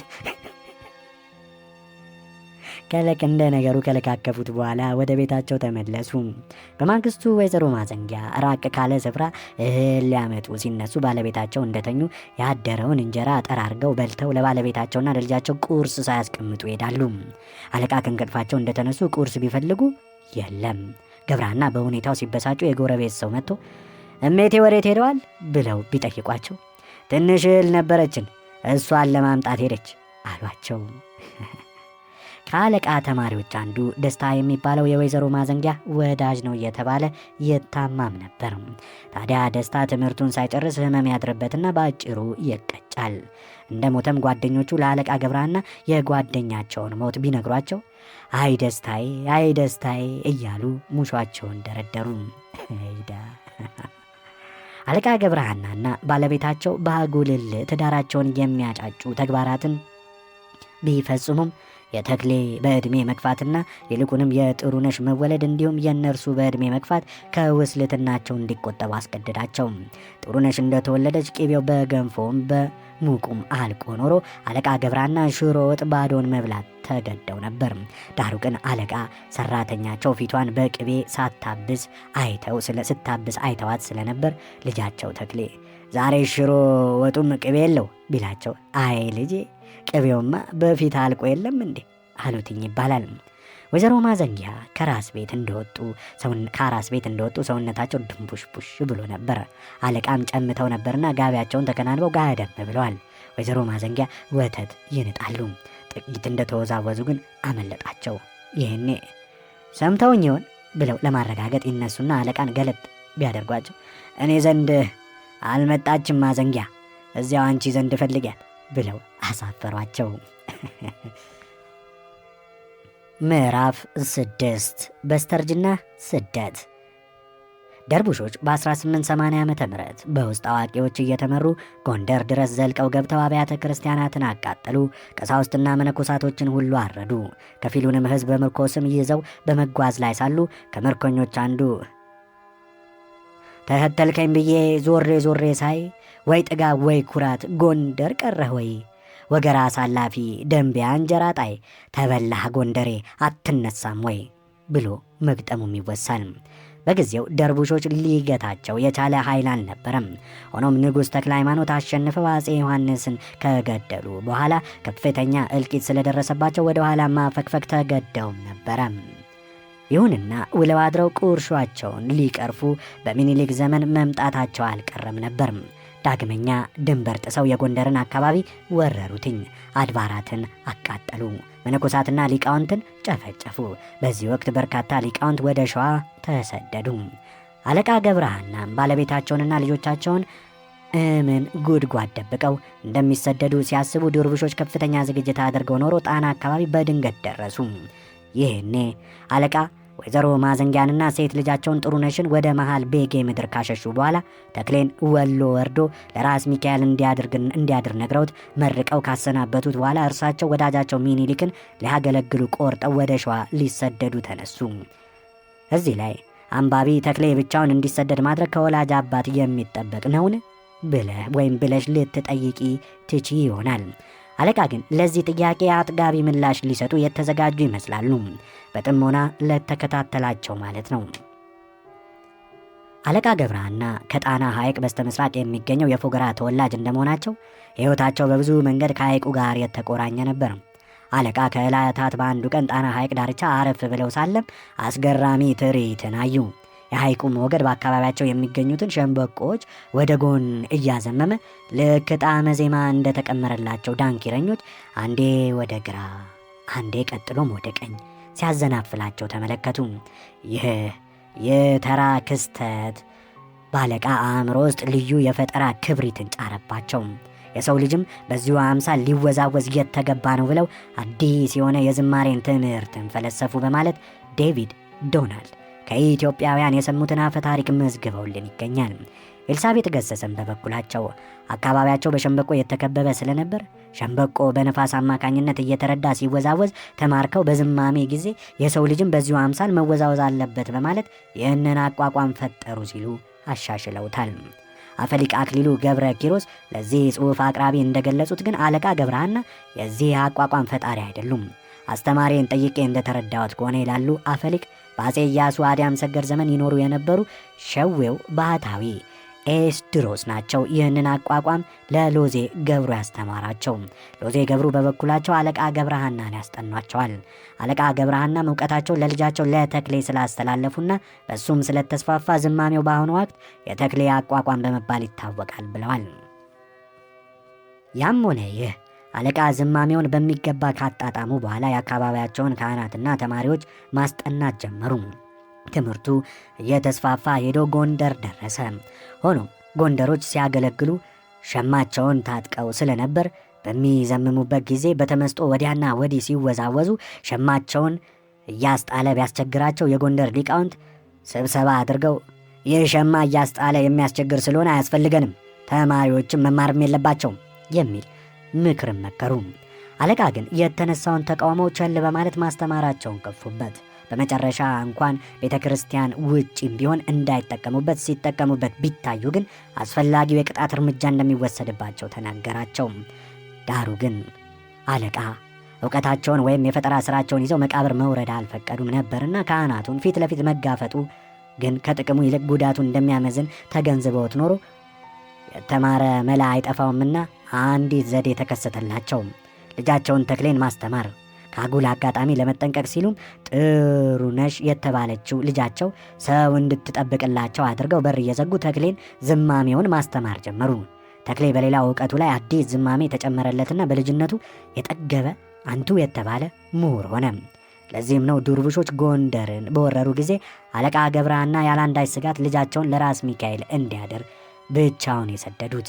የተክሌ ዕጣ ፈንታ የታድርሶት ይሆን ለሚለው ጥያቄ ይህንን ወደ ኋላ እንመለስበታለን። አስቀድመን ግን የአለቃን ታሪክ እናጣጥመው።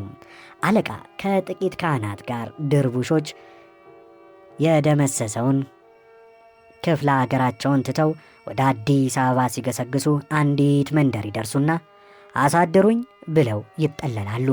በማግስቱ ክብረ በዓል ስለነበር አንዳንዶቹ ካህናት አለቃ እንደ ጥንቱ ማህሌት እንግባ ቢሏቸው እሱ በእናንተ አንደበት አልመሰገን ሲል በግድ እናመሰግን ነው የምትሉት በማለት አሻፈረኝ ብለው ተቀመጡ። እንዳይደረስ የለም ብዙ ድካምና ጉስቁልና በኋላ አለቃ ገብረሐና አዲስ አበባ ደረሱ። ዳግማዊ ምኒልክም የራጉኤል ቤተ ክርስቲያን አስተዳዳሪ አድርገው ሾሟቸው። አለቃ ከዕለታት በአንዱ ቀን ፍትሐ ነገሥት ሲያስተምሩ ሊቃውንቱን ሁሉ ያወዛገበ አንድ ጥያቄ ቀረበላቸው። ፍትሐ ነገሥቱ በ15ኛው አንቀጽ ላይ ወኢይብሉ ቦሙ ሥጋ ዘእምበላሳ የሚል አሻሚ ትርጉም ያለው አረፍተ ነገር በመያዙ ግራ የተጋባ አንዱ ሸዌ ተማሪያቸው የኔታ ፍትሐ ነገሥቱ አሳን በውዳዴ ይሠራዋልን ብሎ ቢጠይቃቸው ምን መጽሐፉ ማዘንጊያ ምሽቴ በቅባኑግ ታንቆሸቁሸዋለች እንጂ ሲሉ መለሱለት። ተማሪው ሌላ ጥያቄ ኖሮት ደግሞ አለቃ ቢላቸው ምን ነው ልጄ ቁሜ ስሽና እያየኸኝ ከነ ዕቃዬ ብለው ጥያቄውን ቀልደው አጨናገፉበት። በቀድሞ ዘመን አጉል ልማድ ሆኖ ሕፃናትን እየሰበሰቡ የመኳንንት የወዛዝርቱ ጠባቂዎች ማድረግ፣ ገንዘብ ያዥ በጅሮንድ ማድረግና ድምፃቸው ስለማይለወጥ ለቤተ ክርስቲያን አገልግሎት እንዲውሉ ስልቦች ማበርከት የተለመደም ነበረም። በዚሁ መሠረት ምኒልክ ለራጉኤል 7 ስልቦች ሲሰጡ ጣይቱ በበኩላቸው ለእንጦጦ ማርያም 7 ስልቦች አበርክተው ነበር። ጥሎባቸው አለቃ የኚህ ስልቦች ጋር አይዋደዱምም ነበር። ታዲያ ስልቦች ተሰልፈው አጼ ምኒልክን ሲቀበሉ አለቃ ቁም ነገር ሹክ እንደሚል ሰው ወደ ጆሮአቸው ጠጋ እያሉ ጎማዶች በማለት ያበሷጫቸው ነበር።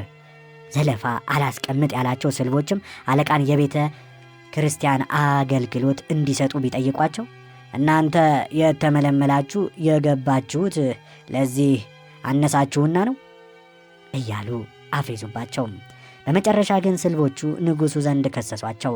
አለቃም ተግዛዝ ከተሰጣቸው በኋላ ቃላት መጠቀማቸውን ትተው ስልቦቹ ባጠገባቸው ሲያልፉ እጃቸውን እንደ ተሰላ ሰይፍ ቀስረው ካፋቸው አጠገብ በማሳለፍ እፍ እያሉ መተናኮሳቸውን ቀጠሉ። ታላላቅ ክብረ በዓላት በሚከበሩበት ወቅቶች አለቃ በአብያተ ክርስቲያኑ እየተዘዋወሩ ማህሌት ይቆሙም ነበር።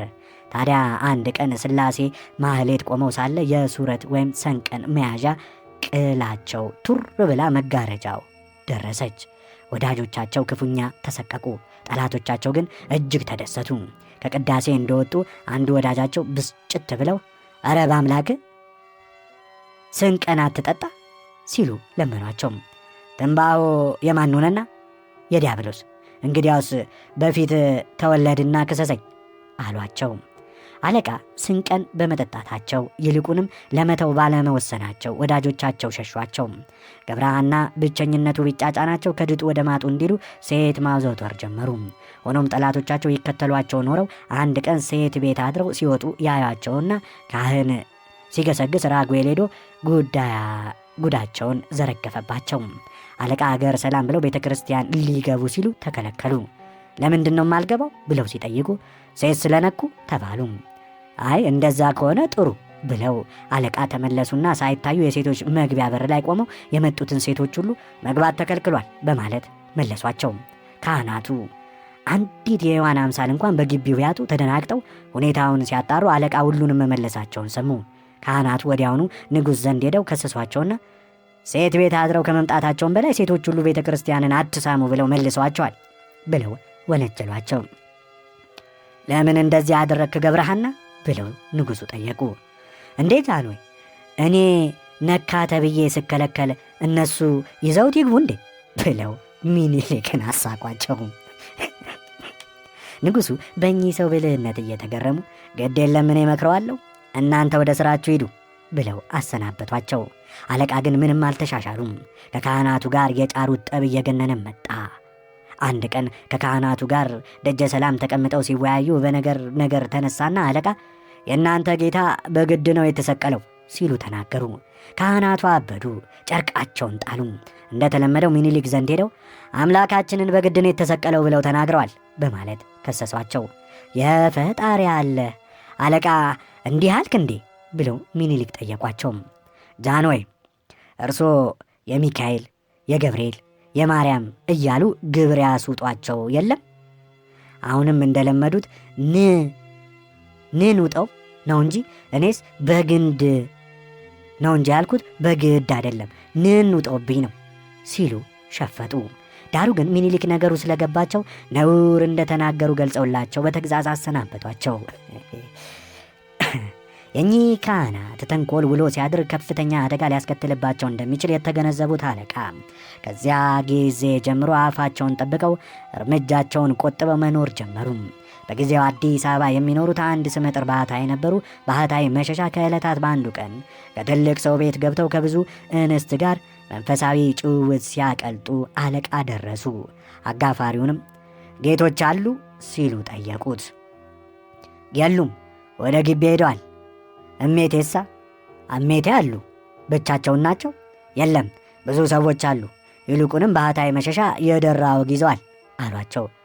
ጌቶች በሌሉበት ልገባ አልፈልግምና ለእሜቴይቱ ጌቶች ባለመኖሯቸው ግቢያችሁን እጅ ነስቼ ሄጃለሁ ብለህ ንገርልኝ አሉት። አይሆንም፣ እኔን ያስቆጡኛል። ከዚህ ይቆዩኝና ተናግሬ መልሱን አመጣልዎታለሁ አለ ጠባቂው። የአለቃም መምጣት ከተቀማጮች ፊት ለእሜቴ ሲናገር ባህታዊ መሸሻ ሲሰሙ ይህ ደብተራ ይሰድበኛል፣ ምን ባደርግስ ይሻላል ብለው ተጨነቁ። ይህን እመቤቲቱ እርሶ እጓዳ ይሸሸጉ፣ እሳቸው ይግቡና በቶሎ እንሸኛቸዋለን፣ ያለበለዚያ ግን እኔንም ሌላ ቀን ለአግቦ ይሰድቡኛል አሉ። እንዳሉትም ባህታዊ ተደብቀው አለቃ ተጠሩና ገቡ። እሜቴን እጅ ከነሳው ልሂድ አሉ አለቃ ገና ከመግባታቸው። ለምን ይቀመጡና ያጫውቱን እንጂ አሉ እሜቴ። አይሆንም አይሆንም፣ ከዛ ጀግና ምሽት ጋር ስጫወት ብገኝ ደግ አይደለም አሉ አለቃ። አይ አለቃ፣ ይህ ነው የሚያሰጋው? ከዚህ ሁሉ ሰው መሃል ይልቅስ ይቀመጡና ያጫውቱኝ አሉ እሜቲቱ። እቴ አንቺ ጓዳ መሸሻ አለሽ፣ እኔ ጎበዙ ሲመጣ ወይ ትደርሳለሁ ብለው አለቃ ሊወጡ ሲሉ ባህታዊ እየሳቁ ከጓዳ መጡ። አለቃም ተቀምጠው ጨዋታቸውን ቀጠሉ። አለቃ ጨምተው ሲኖሩ ሳለ በ1888 ዓ.ም ጣሊያን ኢትዮጵያን ሊወራት መጣ። ሆኖም አድዋ ላይ ዳግማዊ ሚኒሊክ ድል ነስተውት አፍሮም ተመለሰ።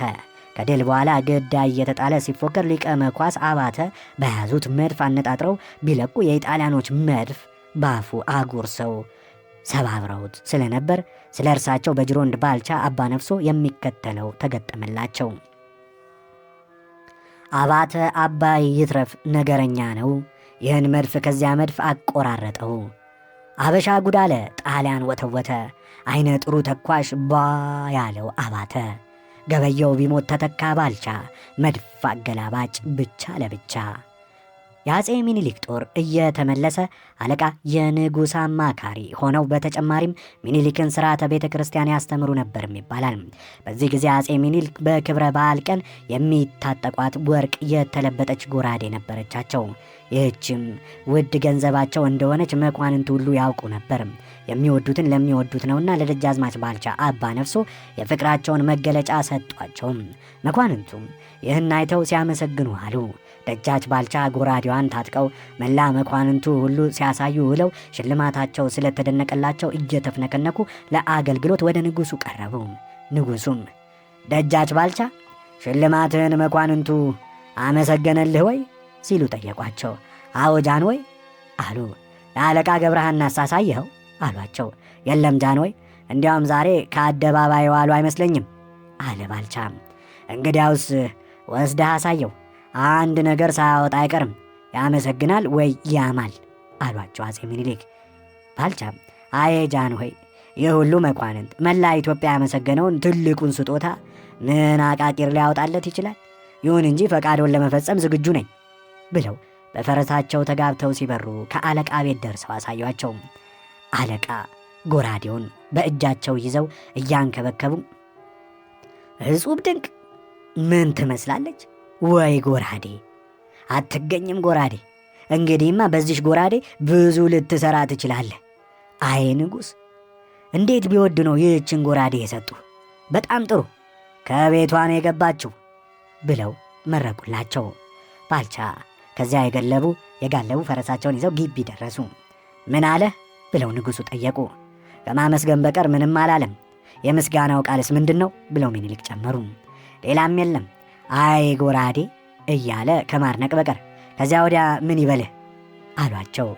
ሚኒሊክ ባልቻ ስልብ ነበሩና ነው እንዲህ አሏቸው። አጼ ሚኒሊክ ሚስጥሩ እንደተገለጡላቸው ባልቻ እገላለሁ ብለው በስንት ሽማግሌ ተገላገሉ። አለቃ እኚህን ጎበዝ ብቻ አልነበረም የተረቡት።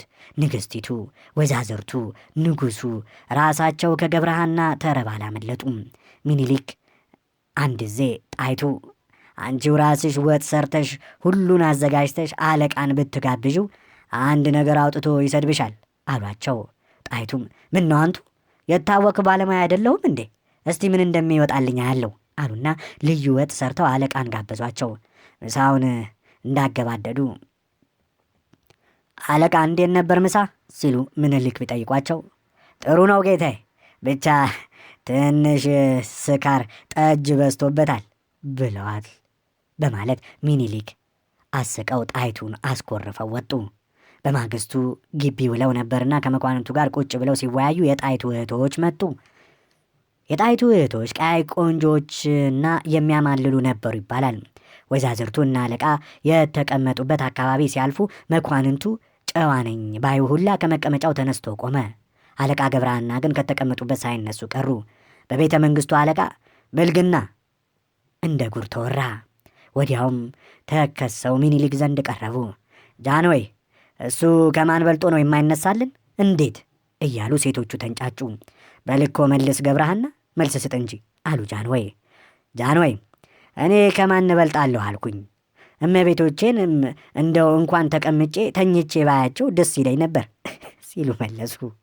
ሚኒሊክ በልባቸው እየሳቁ ሴቶቹን ላለማስቀየም በል ሁለተኛ እንዳይለምድህ አለቃ ብለው አሰናበቷቸው። ከዚያም ግብር ቀርበው ሲበሉ ወጡ ላይ ትል ስላገኙ ተዉት። ንጉሡ ምነው አለቃ አትበላም እንዴ ቢሏቸው እበላለሁ ጃንሆይ፣ ምን ጎርሎ ሁሉም ሞልቷል፣ ዝግንትሉም ወጥቷል አሏቸው። ይሁንና ሚኒሊክ ይህንን ምጸታቸውን ስላልተረዱ ጦማቸውን አደሩ። ምሳዬን ብካስ ብለው በተከታይ ቀን ቢሄዱም ወጡም ጠላውም ቀጠንጠን ያለው ነባቸው። አለቃ የወዳቸው ነገር እያቅማሙ የወትሮ ጨዋታቸውን ቸል ቢሉ ሚኒሊክ ምነካው ደግሞ ብለው ሰረቅ አድርገው ቢያዋቸው አለቃ ይተካክዛሉ። አለቃ ብላ እንጂ አሏቸው። ምን ጠፍቶ ጃንሆይ? ቢሻኝ እንበላለን፣ ቢሻን እንጠጣለን አሏቸው አሉ። በኦሮምኛ ቢሻን ማለት ውሃ መሆኑን ልብ ይበሉ። እዚህ ጋር ሁሉ ነገር ቀጠነ እያሉ ነው። አለቃ ገብረሃናን እንዲያ ከፍቷቸው ሳለ መቼም ችግር ሲመጣ አንዴ ጓዙን ጠቅልሎ ነውና ባላባቱ ቱፋ ቡና ስለሞቱ ፍታት አድረው በማግስቱ ቀኑን ሙሉ ፍታትም ዋሉ። ሆኖም የወንድ ልጅ ልቡ አይሞትምና አለቃ እንዲያጉዞ ፍታቱ ጎርቷቸው ሽምግልናም ተጭኗቸው እያለ አንዲቷን ሴት ወይዘሮ ይልኩባታል። አጅሪቲም ሳታቅማማ ፈቃደኛነቷን ትገልጽላቸውና አንዲት ምሽት በከንቱ ያሳልፉባታል። ድርጊታቸው ስላሳፈራቸውም በሰልስቱ በቤቷ በኩል ሲያልፉ አንገታቸውን ደፍተው ይሸመጥጣሉ። ዳሩ ግን ሴቲቱ ስላየቻቸው አንቱ አለቃ ደህና ዋልሽ አልባልም እንዴ ብትላቸው ሬሳ ከወጣበት ቤት መች ተመልሶ ያውቃል በማለት አሳቋት እና ሄዱ። እልፍ እንዳሉ በቱፋ ቡና ፍታት ላይ ያስቀየሙትን አንድ ደፋር ዲያቆን ያገኛሉ። ዲያቆኑም ያዋረዳቸው መስሎት ለወጥሮ ይላቸዋል። ሊቁ ገብረሃና በዚያ ኩታራ ድፍረት ተገርመው እስኪ በላንተ አሉትኝ። ዲያቆኑም ኩሉሙን ይውጡልኝ። እሳቸው ዲያቆናት የሚያጠኗት ይችኑ ነበርና ይበሉ እንጂ አንድ አምድ እኮ ናት እያለ ሲወተውታቸው እሷንስ ለአንተ ማደሪያ ሰጥቻለሁ ብለው መንገዳቸውን ቀጠሉ አሉ። የእንጦጦ ዳገትን እንደተያያዙትም ዳግማዊ ምኒልክ በበቅሎ ከኋላቸው መጡ። ንጉሡ ፈጠን ብለው አለቃን ደርሰውባቸው እያወጉ ጥቂት እንደሄዱ አመለጣቸው። ይህኔ አለቃ ከት ብለው ሳቁ። ምኒልክ በድፍረታቸው ተቆጥተው እንዲታሰሩ አዘዙ። 3 ቀን ያህል ከታሰሩ በኋላ ምህረት ተደርጎላቸው ተፈቱ። እንደተለቀቁም ሰው ምን አጥፍተው ነው የታሰሩ እያለች ጠይቃቸው፣ ስለፈሱ አሰሩኝ፣ ቢሳታቸውማ ይሰቅሉኝ ነበር በማለት እያሉ ይመልሱ ነበር። ወሬው ምኒልክ ጆሮ መድረሱ ባይቀርም ንጉሡ እጅግ ይወዷቸው ስለነበር እንዳልሰሙ ሆነው አለፏቸው። ቢሆንም አለቃ ጠላት እየበዛባቸው መጣ። ያበሳጯቸው መኳንንት፣ ወዛዝርት፣ ካህናት፣ ለንጉሥ ቅርበት ያላቸው ቅናት ያደረባቸው ሁሉ ተነሱባቸው። ከእነዚህ አንዷ እቴጌ ጣይቱ ብጡል ነበሩ። እቴጌይቱ ትምህርት ጉልድፍድፍ ያለ ስለነበር ነገር ማጣመም አይሆንላቸውምም ነበር። ከዚህ የተነሳ ከአለቃ ጋር በፍጹም አይዋደዱም። ይህም ሆኖ ግን አለቃ እቴጌይቱን የሚመለከት ነገር ሲናገሩ ለነገ አይሉም ነበር። ታዲያ ከዕለታት በአንዱ ቀን አለቃ ለአገልግሎት ወደ ቤተ ክርስቲያን ሄደው ሳለ እቴጌ ጣይቱ ነቀላ ሰደዱባቸው። አለቃ ቤታቸው ሲመለሱ ማን ነው የላከው ብለው ቢጠይቁ አሽከር ለዓመት ባሉ ብለው ንግሥትን የላኩሎ ሲል መለሰላቸው። የወትሮ ልማዳቸው ሙክት ቀርቶ በአንድ እግር መተካቱ የተንኮል መሆኑን የተረዱት አለቃ ወይ ጉድ፣ ዛሬስ ለማንም አንዳንድ እግር እያነሱ ይሰጡ ጀመር ብለው ከተደነቁ በኋላ አንዳንድ እግር እያነሱ ለአዳሜ ከሰጡማ ለምኒልክ ምን ሊተርፋቸው ነው ብለው ስለተናገሩ ይኸው ዘለፋቸው እቴጌ ጣይቱ ዘንድ ደረሰ። እቴጌ ጣይቱ በመልካቸው በጣም የተዋቡና ባለሙያ ጠባየ መልካም ስለነበሩ አጼ ምኒልክ ይወዷቸውና ያከብሯቸውም ነበር። ስለዚህ አብዛኛውን ጊዜ እቴጌ የጠሉት ይነቀፋል፣ ከሹመትም ይሻራል፣ የወደዱትም በንጉሠ ነገሥቱ ዘንድ ክብርና ሞገስ ሹመትን ያገኛል። ስለዚህ መሳፍንቱና መኳንንቱ ንጉሠ ነገሥቱን እንደሚፈሩና ደጅ እንደሚጠኑ እንዲሁ እቴጌይቱን ደጅ ይጠኑ ነበር ሲሉ ታሪክ አዋቂው ተክለ ጻዲቅ መኩሪያ እንደመዘገቡት ሁሉ ጣይቱ የተሰነዘረባቸውን ዘለፋ እንደሰሙ እጅግ ተቆጥተው ከአሁን በኋላ እዚህ ሀገር እንዳላየው በማለት ምኒልክ ላይ ተጽዕኖ አሳደሩ። አለቃ ይህንን አሳዛኝ ዜና በሰሙ ጊዜ ተንኮል፣ ምቀኝነት ጥንትም በጎንደር መንፈስ ነበሩ፣ ሸዋ ግዘፍ ነስተው አገኘናቸው እንጂ ሲሉ ሐዘናቸውን ገልጸው ሄዱ ይባላል። አለቃ ገብረሐና በዚህ ውሳኔ ተበሳጭተው ሳለ አንድ የእቴጌይቱ ወሬ አቀባይ የሆነ ደብተራ ሊያበሳጫቸው አንተ እኮ ባልንጀራ አይደለህም አላቸው። እንዴት አንተ በትምህርት እበልጥሃለሁ? አንተ እኔን ኧረ ምንና ምን አውቃለሁ እያሉ መንቦጣረቆ እኮ አይደለም ተወጣጥረን ሲለይልን ነው እንጂ አላቸው። አንተ የምታውቀው ከእኔ የቀረ ምን አለና በል እስኪ አምጣው አሉ። አእጋረ ፀሐይ የፀሐይ እግሮች ስንት ናቸው በማለት ጠየቃቸው።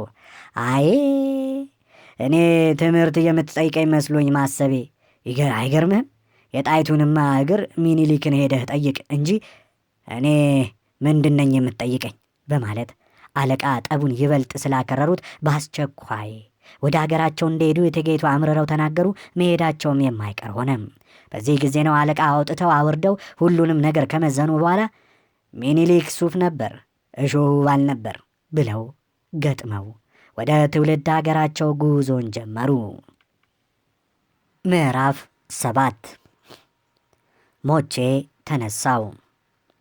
አለቃ በዚህ ጉዟቸው በሸዋ በኩል አሳብረው ስለሄዱ እጅግም ችግር አላገጠማቸውምም ነበር። ይሁን እንጂ በጥንት ዘመን ረጅም መንገድ ሲጓዙ ፀሐይዋ ካሽቆለቆለችበት አሳደሩኝ ብሎ ምሽቱን ማሳለፍ የተለመደ ነበርና አለቃ ገብረሐናም አንድ መንደር ሲደርሱ የእግዜር እንግዳ ብለው ተጠለሉ። ባለቤትየው ማለፊያ የክርስቲያን ኖሮ ወዲያውኑ አለቃን መደብ ላይ አስቀምጠው የጣት ውሃ እስኪቀርብ ድረስ በረጅም ዋንጫ ኮረፌ ሰጧቸው። ባለቤትየው ማለፊያ ክርስቲያን ኖረው ወዲያውኑ አለቃን መደብ ላይ አስቀምጠው የጣት ውሃ እስኪቀርብ ድረስ በረጅም ዋንጫ ኮረፌ ሰጧቸው። ጠራራው ፀሐይ ኃይለኛ ጥም የለቀቀባቸው አለቃ ገብረሐናም የተሰጣቸውን ኮረፌ ግጥም አድርገው ቢጠጡት ሆዳቸውን ነፋቸው። ባለቤትየው ግን ጥማቸው አረካ ይሆናል ብለው ይድገሙ እንጂ አባቴ ቢሏቸው እረ ይበቃኛል ጌታዬ፣ ለመሆኑ ይህን በልቶ ምን ይጠጣዋል በማለት አሳቋቸው አሉ። በማግስቱ አለቃ ገብረሐና ባለቤትየውን አመስግነው ጉዟቸውን ቀጠሉ። መቼም ሰሜን ኢትዮጵያ ተራሮች፣ በአንጻሩ ደግሞ ለጥ ያሉ ሜዳዎች ለትንግርት የሚታዩበት እና እንዲኖሩባት ሳይሆን እንድትታይ የተፈጠረች ምድር ነው የምትመስለው። አለቃ ካደሩበት መንደር የተዋወቁት ዲያቆን ጋር እያወጉ ሽቅብ ወጥተው ቁልቁል ሲመለሱ ላይ ደርሰው ታች ሲወርዱም አንጀታቸው ተናጠ መሰለ አመለጣቸው። ይህኔ ዲያቆኑ ምክር የለገሰ መስሎት የኔታ አረቄ ነው እንዲህ የሚያደርግ ይባላል። እርሶንም ትናንት እንዳየሁት ከሆነ አረቄ የሚወዱ ይመስላሉ። ባይሆን መንገድ ሲሄዱ ቢተውት ጥሩ ይመስለኛል አላቸው። አለቃ ይህኔ ፈገግ ብለው አይ ልጄ የነጋዴ አህያ ሲያንዛርጥ የሚውለው አረቄ እየተጋተ ነው አይደል በማለት የፌዝ መልስ ሰጡት። ጥቂት እንደተጓዙም ጎንደር አካባቢ ደረሱ። ገስግሰው ፎገራ ቢገቡ ባለቤታቸው እንደማያገኙ የተረዱት አለቃ አንዲት ጋለሞታ ቤት ጎራ አሉ ይባላል። ጋለሞታይቱ እግረ ቆራጣ ብትሆንም መልከ መልካም ስለነበረች ቤቷ በሰው ግጥም ብሎ ተሞልቶ ነበር። አለቃ እንደምንም መቀመጫ አግኝተው አረቂያቸውን እየጠጡ የሰዎችን መውጣትና የፀሐይቱን ማሽቆልቆል በናፍቆት ይጠባበቁ ጀመር። ሆኖም ሰዎቹ ሳይሄዱ ጽልመት ወረደ። ጋለሞታይቱን ቢቸግራት ለእንግዶቹ መሬት አንጥፋላቸው መቼም አዛውንት ሊያውም ቄስ ናቸውና አይነኩኝም ብላ አለቃ አጠገብ ትተኛለች። አለቃ ግን ቤቱ ረጭ እንዳለ ጠጋ ብለው እቅፍ ያደርጓታል። በዚህ ጊዜ አጅሪት አንቱ ደፋር ብላ በደህነኛው እግሯ ብታሽቀነጥራቸው አለቃ ወደ ቀድሞ ስፍራቸው እየተመለሱ የወንድምህን ቀን ይስጥህ ሲሉ ተራገሙ። በዚህ ድርጊታቸው ያፈሩት አለቃም ሌሊት ተነስተው ወደ ትውልድ ሀገራቸው ጉዞ ጀመሩ። ናባጋ ጊዮርጊስ ከደርቡሾች ወረራ በኋላ ተቋቁሞ የቀድሞ መልኳን ይዛለች። ስለሆነም አለቃ ገብረሃና ወዳጅ ዘመዶቻቸውን ጠይቀው እንደጨረሱ ባለቤታቸውን እንዲመጡ መልእክት ላኩባቸው። ወይዘሮ ማዘንጊያም ብዙ ሳይቆዩ ልጃቸው ጥሩነሽን ይዘው መጡ። ከዚያም አፄ ምኒልክ የቋጠሩላቸውን ጠገራ ብር እየበሉ ይኖሩ ጀመር። ዳሩ ግን አለቃ ስንቅን መጠጣታቸውን ሊተዉ ስላልቻሉ ባለቤታቸው ሱረት ማሽተቱን እንዲተዉት ነጋ ጠባ ይወተውቷቸው ነበር። ምክሩ ያስመረራቸው አለቃም አንድ ቀን ብስጭት ብለው እባክሽ ማዘንጊያ ተይኝ፣ 80 አሐዱ መጽሐፍ መክሮ ያልመለሰኝን ማን ይሙት አሁን አንቺ መክረሽ ልትመልሺ ነው ብለዋት ጎጣቸው ወደሚገኘው ሐና መርቆሪዎስ ቤተ ክርስቲያን ሄዱ። ከቅዳሴ ውጪ ካህናቱ በመክፈልት ተጣሉ። እወቁልኝ አላቸው አንዱ ካህን። አንዴ ነችና ምነው አንተ ገጠሬ እኔ አወኩልኝ የምባል በምኒልክ በዮሐንስ በቴዎድሮስ ፊት ነው እንጂ በአንተ ነውን ብለው አለቃ ሲያፈጡበት ጊዜ ዝም አለ። ከዚያም አጅሬ በልባቸው እየሳቁ ወደ ቤታቸው ሲሄዱ አንድ አዛውንት ምነው አለቃ ለምን አይዷኛቸውም ኖሯል ቢሏቸው አሄሄ ወዳጄ የደናቁርት ረዳቶቻቸው ብዙ ናቸው፣ አሁን በገላግላቸው ስሞት ሬሳዬን ሳይፈቱት ይቀራሉ ብዬ ነዋ ሲሉ መለሱላቸው። በሁለተኛው ቀን ቤተ ክርስቲያን ሊሳለሙ ቢመጡ አሁንም ጫጫታ ሁካታ ላይ ደረሱ። በድሮ ጊዜ አንድ ሰው በሰው ላይ እጅ ከሞተ ውሃ ከወሰደውና ከዛፍ ወይም ከመሰላል ወድቆ ከሞተ ፍትሐትና ተስካር አይደረግለትም ነበር። ይህ ቀሳውስቱን ያጋጨውንም ባለጸጋ ውሃ ወስዶት ኖሯል። ዘመድ አዝማድ ሬሳ ይዘው ፍቱልን ሲሉ ካህናቱ ግን ፈጽሞ አናደርገውም እያሉ ነበርና ጩኸቱ እንካ ሰላንቲያው እየበረታ መጣ። ታዲያ አለቃ ሲገቡ ያየ አንድ የሟች ዘመድ ሬሳው እንዲፈታለት አጥብቆ ለመናቸው። አለቃም ጥቂት ካሰላሰሉ በኋላ ካህናቱ ዘንድ ሂደው እኛ ምን ቸገረን፣ ማርልን ብለን ተስካራችንን እንብላ፣ እሱ ቢፈልግ ገሃነም ያግባው ብለው ሊያግባቧቸው ካህናቱም በወዳቸው ጉዳይ መጨከን አልሆንላቸውምና ወዲያው ተስማምተው ፍትሐት አደረጉ። ጊዜ ነፋስ እንዲሉ ወይዘሮ ማዘንጊያ ሳያዘክሩ የማያልፉት ዳር ሚካኤል መጣ። ሆኖም አለቃ ገብረሃና ብጉንጅ ወጥቶባቸው ስለነበር የበዓሉ መድረስ እጅግም አላስደሰታቸውም።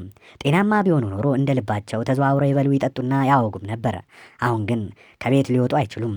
እንዲያም ሆኖ ግን ብዙም አልከፋቸውም። ጠበል ጠዲቁ የተጠራው ሰው ቤታቸውን ሙልት አድርጎ ነበርና ታዲያ ጨዋታው እየደራ እንደመጣ የጎንደር ሕዝብ ስላለፈው የረሃብ ዘመን አነሳና ይህኔ ሰው ሁሉ ችግር እንዳልደረሰበት እኔ እንዲህ አላሳለፍኩም፣ እኔ እንዲህ ነበርኩ እያለ ይጎርር ጀመር።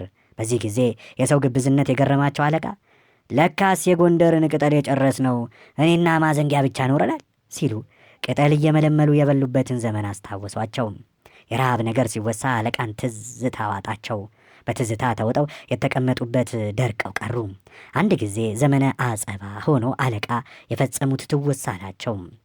ከአንዲት ሀብታም ሴት ቤት ወይዘሮዋ ሴት እንግድነት አድረው ሳለ መንፈቀ ሌሊት ሲሆን ተነስተው አይነ ምድራቸውን ባለቤቲቱ አልጋ ስር አስቀምጠው ይመለሳሉ። ፈጥነው ማለዳ ይነሱና እንዴት ያለ ጉድ ነው! ደጅ አትወጡም እንዴ? ይህን የሚመስል ነገር ሲመጣ እኔን እንኳ ብትቀሰቅሱኝ አወጣው ነበር። ኧረ አንደኛችሁን ጨቅላ ይመስል አሳፋሪ ነገር አይደለምን? ይህን የውጭ ሰው ቢሰማ ምንስ ይባላል? እያሉ መቀባጠር ጀመሩ። ወይዘሮይቱ በሁኔታው ተደናግጠው አለቃ እባክዎትን ዝም ይበሉ፣ ያለ እርሶ ያየኝም የለ ብለው ቢለምኗቸው ግን አለቃ ያየሁትን ባልናገር መጽሐፍት ይቃወሙኛልና አይቻለኝም ሲሉ ማሸበራቸውን ቀጠሉ። በዚህ ጊዜ ወይዘሮይቱ ነገሩ ገባቸውና አይ አለቃ ያደረገውን እንኳን እግዜር ያውቀዋል፣ ቢሆንም እርስዎ ብቻ ለማንም አይናገሩ እንጂ የፈቀዱትን እፈጽምሎታለሁ ሲሉ ቃል ገቡላቸው። አብረሽ እየቀለብሽ ታከርሚኛለሽ ብለው ጠየቁ አለቃ። ይህ ነው እንዴ ችግሩ? በደንብ እንጂ አሉ ሴትዮዋ። በዚህ ተስማምተው አለቃ ሲቀለቡ ሰንብተው የተወለወለ የቅቤ ቅል እስኪመስሉ ድረስ ተቀልበው መስከረም ኳ ሲል ወደ ሀገራቸው ተመለሱ።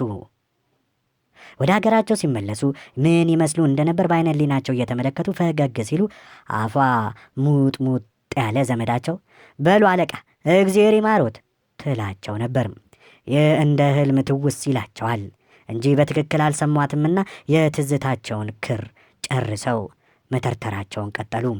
ታዲያ አገራቸው እንደደረሱ አለቃ ሄት ከርመህ መጣ ቢሏቸው የዘንድሮ ክራሞቴ ምኑ ተጫውቶ እንዲያው አሬን ስበላ ከርሜ መጣሁ በማለት መለሱ። ከዚያ ጊዜ ጀምሮም የጎጡ ነዋሪዎች አሬን ስበላ ከርሜ እያለ ይጠራቸው እንደነበር አስታውሰው ሲፈጉ ዘመዶቻቸው በድጋሚ አንቱ አለቃ ብትላቸው ከእንቅልፍ እንደነቃ ሰው አቤት ብለው በንቃት ተቀመጡ። አሁንስ ብጉንጁማ ሞጥሙጧልና ሊፈርጥልዎ ነው አለቻቸው። አጅሬም ይሄኔ ፈጠን ብለው እንዳፍሽ አድርግልኝ በማለት አሽሟጠጧት። የታመመ ሁሉ አንድም ይድናል አሊያም ይሞታል። የአለቃ ህመም ግን ቀላል ስለነበር ብዙም ሳይቆዩ ዳኑ። አፈ ሞጥሟጧም ዘመዳቸው በተራዋ በጠና ታማ ተኛች። ህመሟም የፍቅር ነበር። ምህረቱ የተባለ አንድ ወዳጅ ሌላ አገር መሄዱን ሲነግራት ክፉኛ ታመመች።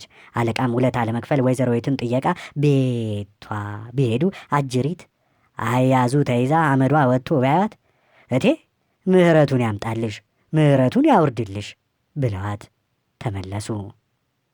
የምህር ጊዜ ደረሰ። ሁሉ ከየጎሬው በህብረት አዝመራውን መሰብሰብም ጀመረ። በሰሜን ኢትዮጵያ በተለይ በበጌ ምድር ደቦ የተባለ የተለመደ አሰራር ስለነበር ለማነቃቂያ ይበላሃል ጅቦ እያሉ በመጨፈር ሰውን ከየቤቱ ያስወጣሉ። አለቃ ገብረሃና ቤት ቢመጡ ግን አጅሬ በራቸውን ቀርቅረው አላስገባ አሏቸው። አገሬው በድርጊታቸው ቢያዝንም አዝመራውን ሲሰበስብ ውሎ በማግስቱ የአገር ሽማግሌዎች ላይ ከሰሷቸው። ለምንድን ነው አገሬው እየጨፈረ ቤት ሲመጣ የተደበቁት አሏቸው። ይበላሃል ጅቦ እያሉ ቢመጡብኝ ፈርቼ በሩን ዘጋውታ አሉ አለቃ። በድርጊታቸው ያዘኑት ሽማግሌዎች በአለቃ መልስ ቢገረሙም ዳግመኛ እንዳይለምዳቸው ማስጠንቀቂያ ሰጥተው አሰናበቷቸው። አገር ያዘነባቸው አለቃ መቀመጥ ቢያዘወትሩም ከቶኑ ጤንነትን አላገኙም። ብዙ ሳይቆዩ ኪንታሮት ያዛቸው። በቀድሞ ዘመን ኪንታሮት ሲወጣ በቅጠል መታሸት ወይም በእሳት መተኮስ የተለመደ ነበርና አለቃም ሊተኮሱ ተወሰነ። ሲተኮሱም አመለጣቸው። በዚህ ጊዜ ወጌሻው እየሳቀ ምን ነው አለቃ ቢላቸው ቤት ሲቃጠል ጢስ አይወጣም እንዴ ሲሉ መለሱለት። አለቃ ገብረሃና አንዳንድ ተራ ገጠሬ አሊያም አንዳንድ ወግ አጥባቂ ካህን መኖር ባለመቻላቸው ድህነት እየተጫጫናቸው መጣ። መኳንንቱ ቀለብ እንዳይሰፍሩላቸው ከመኳንንቱ አግባብ የላቸውም። ገጠሬውም እንዳይራራላቸው የሀገሬውን ሕዝብ መስለው አይኖሩም። እንዲሁ ብቻ ከሁለት የወደቀ ሆነው ሲኖሩ ሳለ ልጃቸው ተክሌ ሊጠይቃቸው መጣ። ለመሆኑ ተክሌስ የስደቱን ዘመን እንደምን ገፋው? ተክሌ ንጉሥ ሚካኤል ዘንድ እንደደረሰ የተገኘለት ሥራ ከወደ ግርግሙ ነበር። ለፈረሶች ሳር እያጨደ ሲኖር ብዙ ጊዜም ቆየ። ዳሩ ግን የሰው ዕውቀቱ የሚገለጠው በአንድ አጋጣሚ ነውና የተክሌ ሙያ ተዳፍኖ አልቀረም። የሰኔ ሚካኤል ቀን ንጉሥ ሚካኤል በተገኙበት ተንታ ሚካኤል ቤተ ክርስቲያን ሥርዓተ ቅዳሴ ሲካሄድ ተክሌ አምቆት የነበረውን ሙያ ገንፍሎ ወጥቶ ታየ። አጣነ ሞገር ላይ ተክሌ አባቱ ያስተማሩትን ረዥም ዝማሜ ቢያስነካው ንጉሡ ይህንኑ እንዳዩ ቤተ ክርስቲያን እንዲያገለግል ወዲያውኑ አዘዙት። እዚያ በክብር ሲኖር ሳለ ቤተሰቦቹ ስለናፈቁት ነበር ተክሌ ናባጋ ጊዮርጊስ የመጣው። ብዙም ሳይቆይ ግን አለቃ የአዲስ አበባ ሄደ። አባቴ ሞቷል ብለህ ለሚኒሊክ ንገርና ለተዝጋር ማውጫ የሚሆን ገንዘብ አምጣ ሲሉ አዘዙት። ተክሌ ይህን እብለት ወይም ውሸት ስላልወደደላቸው ሐሳባቸውን እንዲለውጡለት ሊያግባባቸው ሞከረ። አለቃ ገብረሐናን ከንቱ ጥረት ነበር። ምንም እንኳን ተክሌ ለአቅመ አዳም የደረሰ ጎልማሳና የተከበረ ታላቅ ምሁር ቢሆንም አክብር አባከ ወአምከ በሚለው መሰረት ከአባቱ ቃል ላለመውጣት ሲል መልእክቱን ይዞ ወደ አዲስ አበባ ወደ አጼ ሚኒሊክ ዘንድ መጣ። አለቃ እስኪመለስ ድረስ መታገስ አልቻሉም። ከአንዱ ገንዘብ ተበድረው ነበር። በሽማግሌ በዘመድ እንዲከፍሉ ቢጠየቁም ግን መክፈል አቃታቸው። በዚህ ጊዜ ሰውየው አምርሮ ኖሮ አንዴ አውላላ ሜዳ ላይ ቢያገኛቸው ጦሩን እየሰበቀ ያሯሩጣቸው ጀመር። አለቃም ለማምለጥ ሞከሩ። ሆኖም የሚደርስባቸው ሆነ። ይሄኔ ሱሪያቸውን ፈተው ቁጭ ማለት። መቼም ቁጭ ያለ ሰው መውጋት ነውር ነውና አሳዳጁም ሰውዬ አጅሬ እስኪነሱ ጦሩን መሬት ቸክሎ ቆመ። ተፋጠው ብዙ ከቆዩ በኋላ የሚያውቃቸው መንገደኛ በዚያ ሰልፍ ምን ይሰራሉ አለቃ ቢላቸው አይነ ምድሬን እየጣልኩ አሉትኝ። ፊቱ የቆመው ሰውዬስ ቢላቸው እሱማ ሊያሳራኝ ነዋ ብለው ቢመልሱለት መንገደኛው ሰውዬን ለምነው ካደጋ አዳኗቸው። ቢሆንም አለቃ የአካባቢውን ነዋሪዎች ደጋግመው በነገር በመጎንተላቸው አብረው ለመስራት ፈቃደኛ ባለመሆናቸው በአጠቃላይ ገጠር የሆነ ሕዝብ ስለናቁት ጠመዳቸው። ጭቃሹም ገበሬ፣ ካህናቱ፣ አባወራው ሁሉ ተነሳባቸው። በዚህ አስጨናቂ ሁኔታ ላይ ሳሉ ተክሌ ከአዲስ አበባ ለተስካራቸው ማውጫ የተሰጠውን ይዞ ከተፍ አለላቸው። ሚኒሊክ የአለቃን ሞት እንደሰሙ ክፉኛ አዝነውና ተጸጽተው ብዙ ገንዘብ ልከው ነበር። አለቃ ዕዳቸውን ከፍለው በቀረው ገንዘብ እንደልባቸው ተንደላቀው ይኖሩ ጀመር። ልጃቸው ተክሌም ተመልሶ ወደ ተንታ ሚካኤል ሄደ። አለቃ እርሻቸውን እርግፍ አድርገው ትተው የሰው ምሽት ማማገጥ፣ አረቄ መጋፋቸውን ቀጠሉበት። ምን ቢበዛ ገንዘብ በአግባቡ ካልተያዘ ማለቁ አይቀርምና የአለቃ ገንዘብ አለቀ። ዳሩ ግን አለቃ እንደ ሴት ብልሃት አይጠፋቸውም ነበርና አንዲት መላ ፈጠሩ። ቀጥታ ወደ አዲስ አበባ መሄድ የሚል። ወዲያውኑ በቅሏቸውን ይዘው ወደ አዲስ አበባ ተነሱ። ብዙ ሳይቆዩ እንደምንም ብለው አጼ ሚኒሊክ ዘንድም ቀረቡ። ገብረሐና ሞተህም አልነበር እንዴ አሉ አጼ ሚኒሊክ። አዎ ጃንሆይ ሞቼ ነበር አሉ አባ። ጉድ እኮ ነው። ታዲያ እንደ ክርስቶስ ሞቼ ተነሳው ልትለኝ ነው አሉ አጼ ሚኒሊክ። በእርግጥ ሞቼ ነበር። ነገር ግን እዚያ ሚኒሊክ የለ፣ ጣይቱ የለች፣ መኳንንቱ የሉ፣ ጠጅ የለ፣ ጮማ የለ። ታዲያ ባዶ ሰማይ ብቻ ሲሆንብኝ ጊዜ ዘበኛውን ጉቦ ሰጥቼው መጣው አሉ። ውዳሴ የሚጠላ የለምና ሚኒሊክ እጅግ ደስ አላቸው። እቴጌ ጣይቱም ይቅርታ አደረጉላቸው። ዕድሜ ትምህርት ቤት ነው እንዲሉ በነበራቸው ዕውቀትና የፈጠራ ችሎታ ላይ የዕድሜ ጸጋ የታደላቸው አለቃ የሰከኑ ምሁር እየሆኑ መጡ። ቀልዱንም በአግባቡና በቦታው መሰንዘርን ጀመሩ። ይበልጡኑ ጊዜያቸውን ግን ትርጓሜ፣ አቋቋምና የዜማ ስልትን በማስተማር ያሳልፉትም ነበር። የመጽሐፍትን ሚስጥር ሁሉ ጠንቅቀው ያውቁ ስለነበር ለደቀ መዛሙርቶቻቸው ብዙ ፈሊጥና ዘዴ ያለበት ምክርን የሚሰጡ ነበር። የሰው ቀለም አትናቁ፣ ሰው ያመጣውን ቀለም አትንቀፉ እያሉ ያስተምሩም ነበር። ከሁሉ አበክረው የመጽሐፍት ትርጓሜ ያስተማሯቸው አቃቤ ስብዓት ገብረ መድኅን የለገሷቸውን ምክር ለተማሪዎቻቸው ያስጠኑም ነበር። የደናቁርት ጓደኛ እንዳትሆኑ እያሉ። ባጭሩ አለቃ ቀልደኛ ከመባል ይልቅ ምሁር መባልን እየመረጡና ይህንንም በተግባር እያስረገጡ መኖር ጀመሩ። በዚህ ጊዜ ግን አሳዛኝ ድርጊት ተፈጸመ። ግብዝናው ሁሉ ለወይዛዝርቱና መኳንንቱ ይሰጥም ጀመር። ሚኒሊክ 100 ወይም 50 ጋሻ ለየመኳንንቱና ወይዛዝርቱ ያድሉ ነበር። በጊዜው ምሁራን ለነበሩት ግን ምንም ሳይተርፋቸው ቀረ። ይሄ ጉዳይ ያሳዘናቸው አለቃ እጅ ሊነሱ ሚኒሊክ ዘንድ ሲሄዱ ካባቸውን ገልብጠው ለብሰው ገቡ። የካባ ውስጡ ገበዝ ነውና የሚባል ምነው አለቃ ገበዙን ከላይ አደረግክሳ ቢሏቸው፣ እንዴ ጃንሆይ እርሶስ ገበዝ ከላይ ይሁን ብለው የለምን አሏቸው። እኮ እንዴት አሉ አጼ ምኒልክ። ለአለቃ 3 እና 5 ጋሻ እየሰጠ በግብዝና ምክንያት ግን ስንት ነገር ይፈጸማል እኮ አሉ። አለቃ ገብረሐና ጠላት አበዙ እንጂ ውሳኔው አልተሻረም ወይም አልተሻሻለምም ነበር። ምኒልክ ለስልጣናቸው ሲሉ ዝም አሉ። መኳንንቱና ወይዛዝርቱ ግን በአለቃ ላይ ተነሱባቸው። የአለቃ ትክክለኛነትን የተገነዘቡት ምኒልክ ለመሆኑ ያኔ መሞትህን እንዲነግረኝ የላክልኝ ልጅህን አስተምረኸዋል ሲሉ ጠየቋቸው። በማስተናበር ትምህርት የሌላቸው እንኳን ሳይቀሩ ሊቃውንቱን ሲያስተዳድሩ ያዩ የነበሩ አለቃ ምን ያደርግለታል ጃንሆይ አይሾም ነው እንዳይሾም ነው ሲሉ የሽሙጥ መልስ ሰጧቸው። ከአለቃ አፍ ከሚወጣው መራራ እውነት ይልቅ ጨዋታቸውንና ፌዛቸውን የሚመርጡት የቤተ መንግሥት ሰዎች ከዕለታት በአንዱ ቀን ግብር ሲገቡ እንቁላል ደብቀው ይዘው ገቡ። ቀደም ሲል ተመካክረው ስለነበር ራት ተበልቶ እንዳለቀ ጠጅ እየጠጣ ጨዋታው ሲደራ አጋፋሪው ሁላችሁም አንዳንድ እንቁላል ካልወለዳችሁ ይፈረድባችኋል አለ። ሁሉም አወጡ። አለቃ ግን ፈጠው ቀሩ። ያውጡ እንጂ አለቃ እያለ ሲያዋክባቸው አጅሬ አሰብ አደረጉና በርኖሳቸውን መታ መታ አደረጉ። በኋላ ኩኩሉ ይህን ሁሉ እንቁላል ያስጣልኩት አውራ ዶሮ እኔ ነኝ ብለው ተቀመጡ። ጨዋታው እየደራ ሰው እየጋለ ሲመጣ ሁሉም እንደ ልቡ ይጫወት ጀመር። አለቃ አጠገብ የተቀመጠው መኮንንም ገብረሃናን ደብተራነታቸው እንደጎዳቸው ሊያስረዳቸው ይነሳል። በእርግጥ በዘመኑ መነኩሴ የሆነ እንደሆነ ሕልም አየው እያሉ በየሴት ወይዘሮ ቤት ገባ ወጣ እያሉ በድሎት መኖር ይቻል ነበር። ሊቃውንቱ ግን ያንን መጽሐፍ መማርና ማስተማር ብቻ ነበር ምርጫቸው። ጥንቆላ ካልጨመሩበትም የሚፈልጋቸው ሰውም አልነበረም። ይህን የተረዳው መኮንን አለቃ መቼም ከእርሶ ይበልጥ የተማረ የለምና ቢመነኩሱ እኮ ትልልቁን እልቅና ሹመቱን ሁሉ በቀላሉ ያመጡት ነበር ቢላቸው፣ አይ የእርሶ ነገር አሁን ተክሌን የመሰለ ልጅ እንኳን በአንድ ቆብ በ17 ቆብስ ይገኝ ኖሯልን በማለት መለሱላቸው።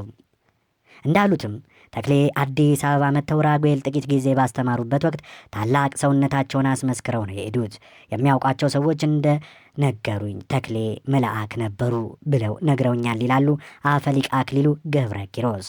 በቤተ ክርስቲያንም ሆነ በቤተ መንግሥት የምሁራን በዝቅተኛ ደረጃ መታየት እጅግ ያስከፋቸው አለቃ ገብረሃና እንደ ቀድሞ ከመኳንንቱ ጋር በቀላሉ ተግባብተውና ተርበው ከንጉሱም ጋር ተጣጥመው መኖር አልሆነላቸውም ነበር።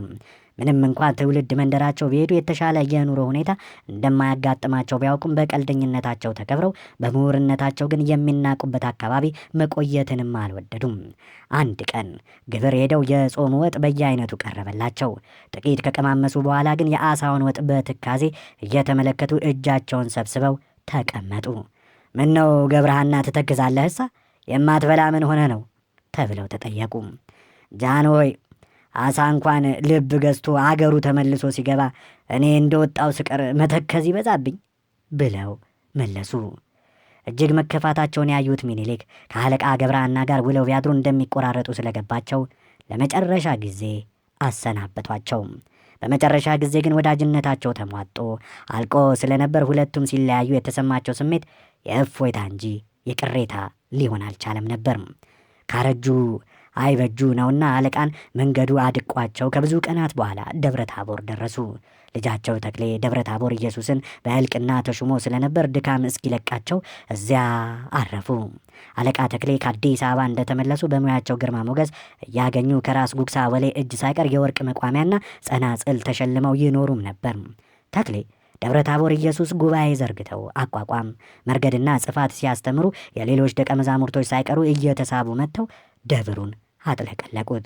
ደቀ መዘምራኑ ሁሉ ወደ እርሳቸው መሳባቸውን ሲያዩ ደብቀውት የነበረውን እውቀት በይፋ አውጥተው አለቃ ተክሌን ለማራከስ ማስተማር ጀመሩ ይላሉ ኤልሳቤጥ ገሰሰ በቀለም የአለቃ ተክሌ የልጅ ልጅ የሆኑት ጥሩነህን ጠቅሰው።